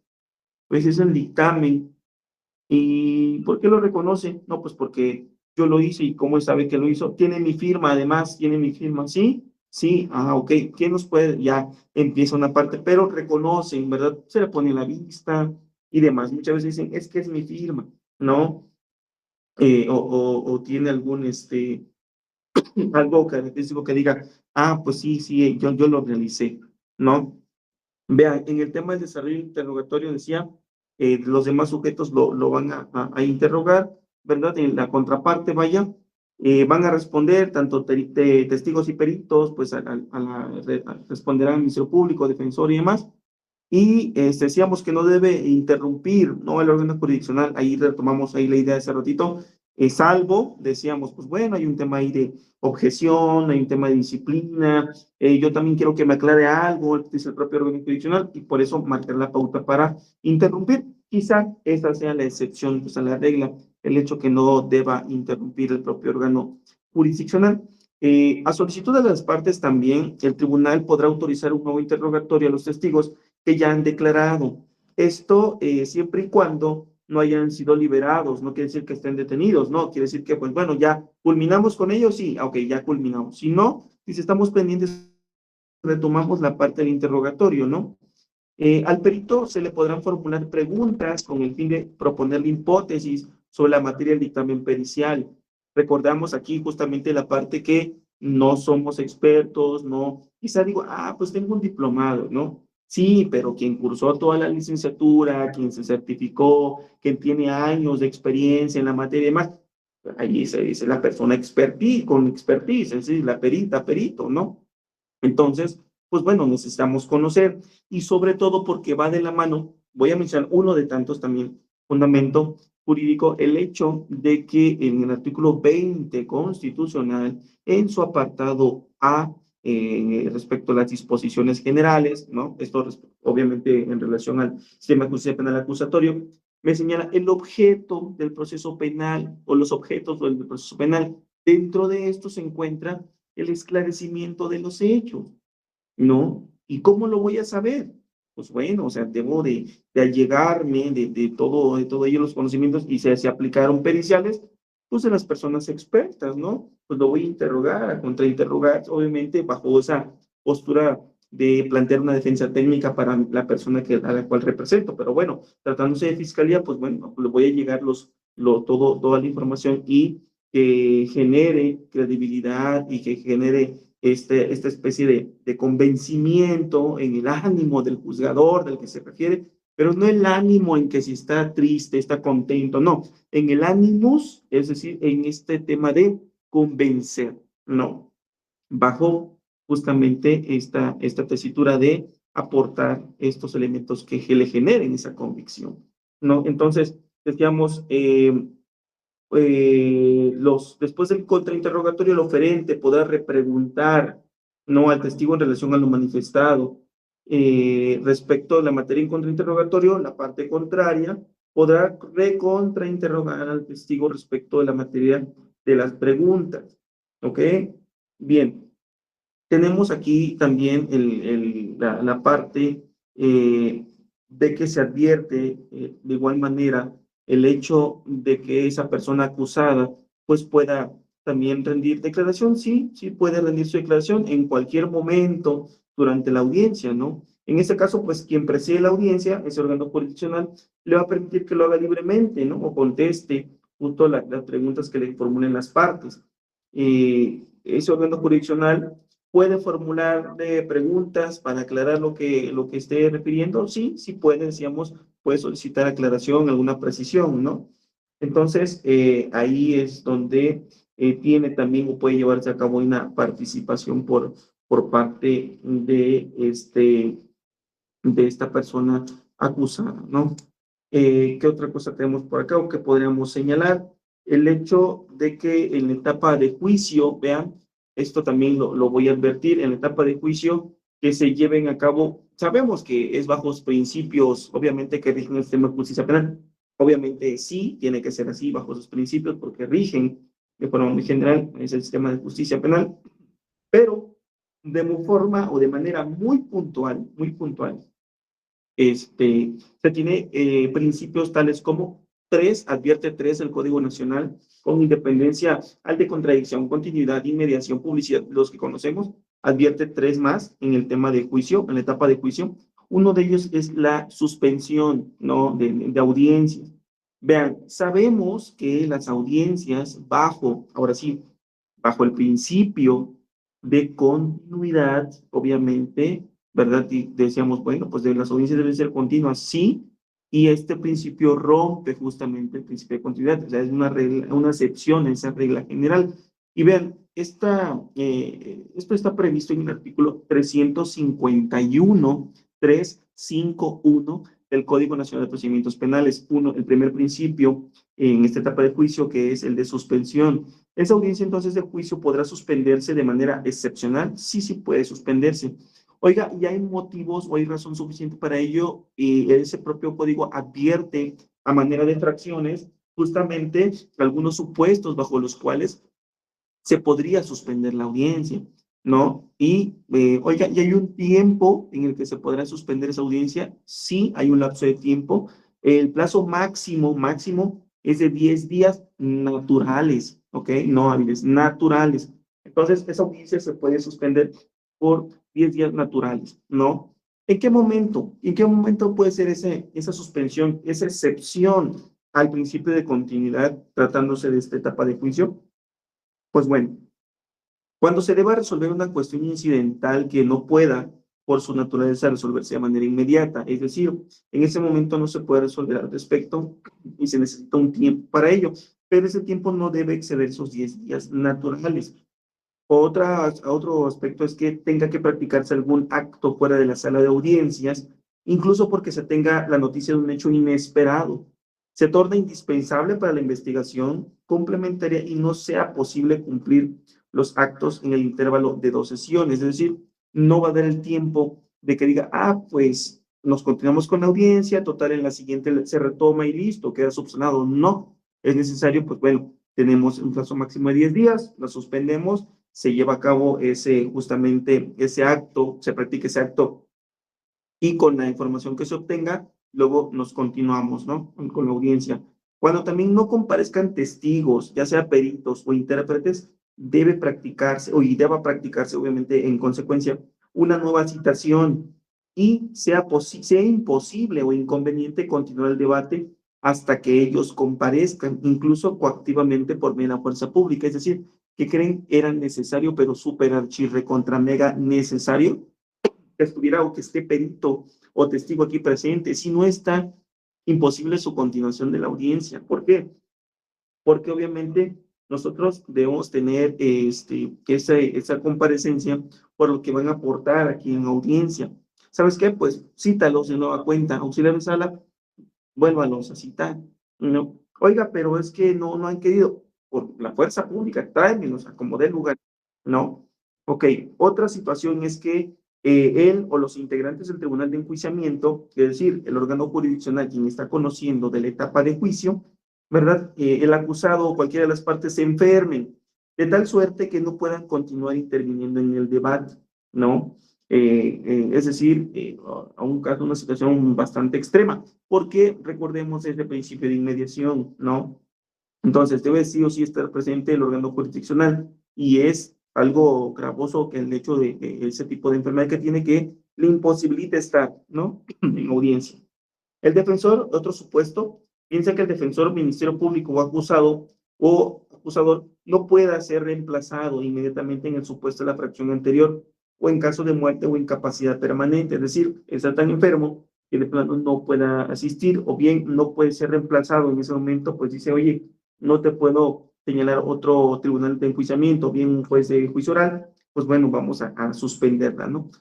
Y como última fracción se establece alguna catástrofe, ¿no? O algún hecho extraordinario que torne imposible continuar justamente con la audiencia, ¿verdad? Pero obviamente no es nada más decir, ¿qué cree? Es que se enfermó el órgano, el juez de juicio oral o el tribunal de enjuiciamiento. No pueden comparecer. Oiga, es que, pues no pueden comparecer también los testigos peritos. Sabemos que era súper necesario e importantísimo que estuvieran en esta audiencia, pues ni con fuerza pública, no sé, de plano no pueden comparecer y ya, punto. ¿A qué me refiero? Que simplemente, simple y llanamente, digamos, se hace mención al motivo o a uno de los supuestos bajo los cuales se puede dar esta suspensión y ya, únicamente con que lo refiero, que no es nada más referirlo o no es nada más que se actualice uno de los supuestos, es decir, que se lleve a cabo o que se sitúen estas personas en estos supuestos, no basta con eso. Aunado a que se sitúe en los supuestos señalados a través de estas 6 fracciones que el propio artículo 351 del Código Nacional de Procedimientos Penales prevé, establece o dispone, pues ese tribunal de enjuiciamiento va a verificar la autenticidad de esa causal de suspensión que se ha invocado. Cuando se advierte que se ha invocado, no se refiere a un tema espiritista, ni mucho menos, no, el hecho de invocarlo, es decir, oiga, fíjese que se actualizó el hecho de suspender la audiencia de juicio de conformidad con el artículo 351 bajo la fracción o de acuerdo con la fracción 3 en romano. ¿Sí? ¿Qué pasó? Es que no, imposible la comparecencia de testigo o perito. Ah, ok, entonces me estás señalando que ahí estás invocando, sí, es el artículo 351, fracción tal, ¿no? Ok, es el fundamento y motivo. Ah, es que pasó lo siguiente, invoco, hago la referencia en donde se encuentra o descansa justamente este supuesto que estoy refiriendo, no lo refiero, lo invoco, a eso se refiere el tema de la suspensión invocada, ¿no? Ok, pudiendo para el efecto allegarse de medios de prueba correspondientes para decidir sobre la suspensión, para lo cual deberá anunciar el día y hora en que continuará la audiencia. Decimos, tenemos 10 días naturales para retomar esa audiencia. ¿Ok? Es el tiempo máximo, el plazo máximo. Previo a reanudar la audiencia, ¿qué vamos a hacer? Quien la presida, es decir, ese tribunal de enjuiciamiento o juez de juicio oral, resumirá brevemente los actos cumplidos con anterioridad. Es decir, ya se subsanó. ¿Qué creen? Ahora sí, ya tenemos los testigos. ¿Qué creen? Que ya está mejor el juez de juicio oral, ya se recuperó de salud. ¿Qué creen? Ya se practicó el acto que hacía falta, ¿verdad? Fuera de la sala de audiencias, ya podemos continuar, ¿no? ¿Qué creen? ¿Qué más? ya culmine esta parte de algún hecho extraordinario que tornó imposible continuar la audiencia, esa catástrofe, pues por fortuna no se llevó más de 10 días, continuamos, ¿no? Ya reanudamos, ¿ok? Ya quien la preside podrá resumir brevemente los actos cumplidos, ya se subsanó. Ahora, este tribunal de enjuiciamiento ordenará los aplazamientos que se requieran, indicando la hora en que continuará el debate. No se va a considerar aplazado ni suspendido el descanso de fin de semana y los días inhábiles de acuerdo con la legislación aplicable. Ok. Bien, una cosa también decíamos que se rompe o se hace la excepción a este principio de continuidad y puede ser que esa audiencia en el juicio oral se suspenda, pero también puede ser el hecho que se interrumpa como tal, es decir, una cosa se suspende por un plazo máximo de 10 días, es decir, del 1 al 10, pero ojo, el artículo 352.352 del Código Nacional de Procedimientos Penales señala ahora el principio de interrupción, consistente en que si la audiencia de debate de juicio no se reanuda, ojo, ya decíamos que como plazo máximo de suspensión son 10 días naturales, suspensión. Y ahora, la interrupción significa que la audiencia de debate no se reanuda a más tardar, ojo, el 11º día, es decir, el día 11. Ok, se agotaron los 10 días de la suspensión, en efecto, se agotaron. Ahora, ¿qué creen? Ya hoy es el día 11 y sigue sin reanudarse esa audiencia. Entonces, se considerará interrumpido y deberá ser reiniciado ante un tribunal de enjuiciamiento distinto, ¿no? ¿Sabes qué? Ya con hoy, 11 días de que se suspendió la audiencia, no tenemos para cuándo. No, no es que no tengamos para cuándo. Hay que reanudar esa audiencia con un tribunal de enjuiciamiento distinto al que lo venía conociendo, y lo actuado en la audiencia, que es lo que se llevaba en la audiencia con aquel tribunal de enjuiciamiento o de juicio oral, pues se va a considerar nulo, justamente. Entonces, vemos ahí la diferencia entre suspensión e interrupción en esos dos principios. Una cosa, tiempo máximo, plazo máximo, 10 días naturales, el tema de la suspensión, y hay supuestos, hay 6 supuestos a través de fracciones, ¿verdad? Que me prevé en el Código Nacional, en el artículo 351. ¿Sabes qué? Pasaron los 10 días. Ahora estamos en el día 11 y no, de plano no podemos continuar con la audiencia. Bueno, se interrumpe, nuevo tribunal, queda sin efectos, queda nulo todo lo actuado ante el que venía conociendo justamente de esa situación. Ok. Un tercer y último principio, solamente en lo que es la etapa de juicio oral, con independencia, decíamos, de esos principios que rigen el sistema de justicia penal acusatorio, con independencia, ojo con eso. Tercer principio de esta etapa de juicio oral es la motivación. Las decisiones o las determinaciones que logre o que estime a bien establecer ese tribunal de enjuiciamiento, que es el órgano jurisdiccional que está conociendo en la etapa de juicio, así como las de su presidente, porque recordamos que son tres juezas o jueces quienes integran este tribunal de enjuiciamiento, pues bueno, esas decisiones van a ser verbales. Recordemos la parte de lo predominantemente oral en esta temática de audiencias, ¿no? Con expresión de fundar y motivar aquellos, justamente las decisiones, ¿no? Deben estar fundadas y motivadas cuando el caso lo requiera o las partes lo soliciten, quedando todos notificados por su emisión. ¿Qué tenemos entonces en esos 3 principios? Suspensión, interrupción y este último de motivación, es decir, todas las determinaciones o aquellas determinaciones que logre o tenga bien establecer ese tribunal de enjuiciamiento, van a ser verbales, para empezar. Todas esas decisiones verbales.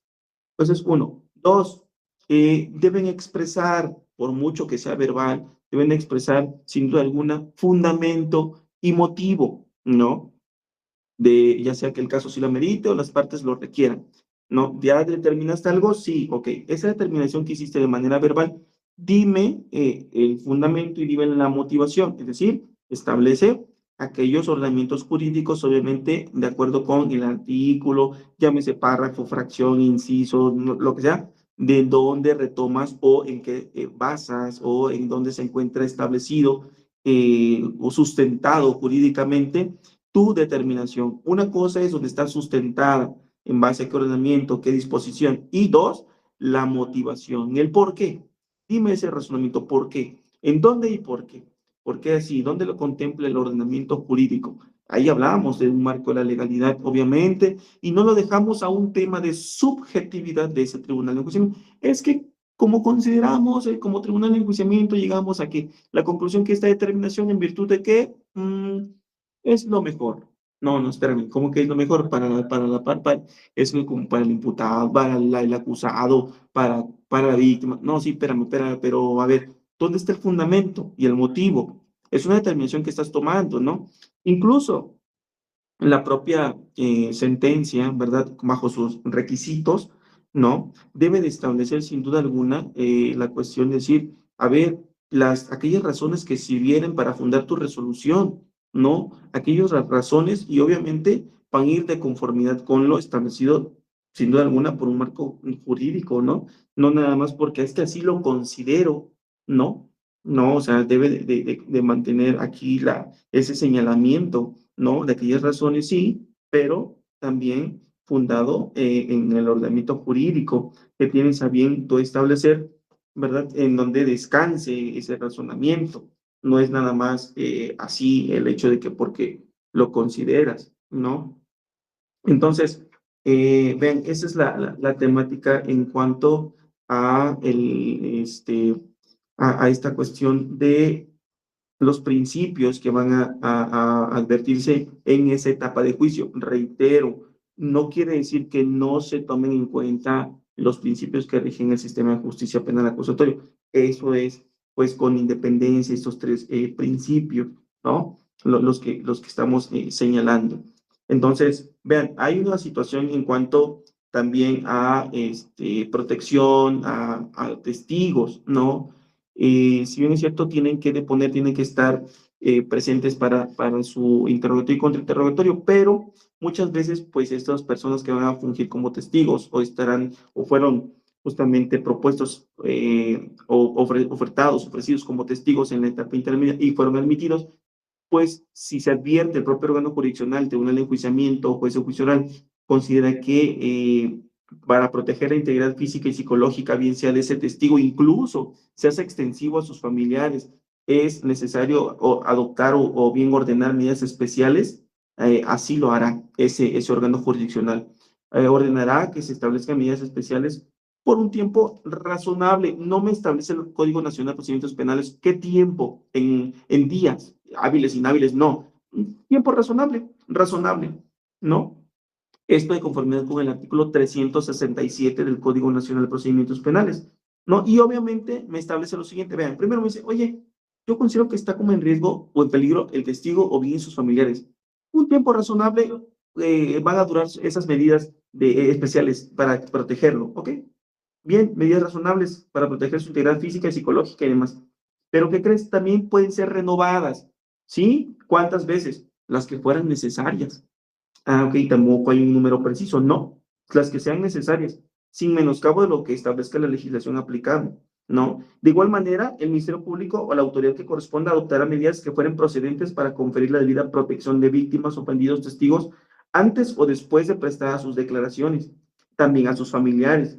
Y pues bueno, ya que estamos encarregados ya de testigos y familiares, pues de manera general a todos los sujetos, ¿no? Que tengan intervención en ese procedimiento.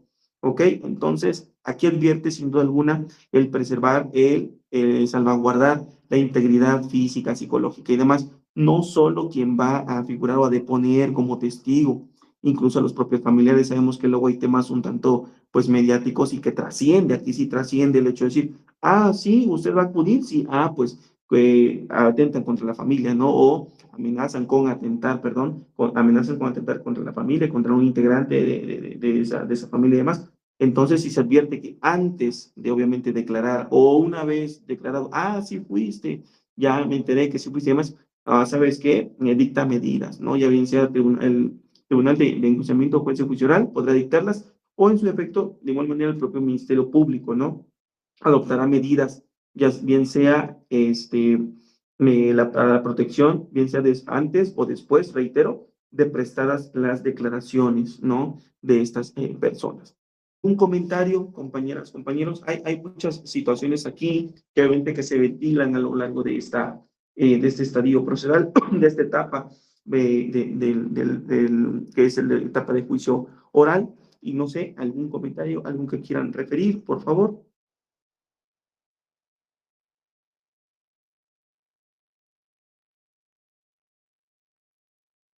No.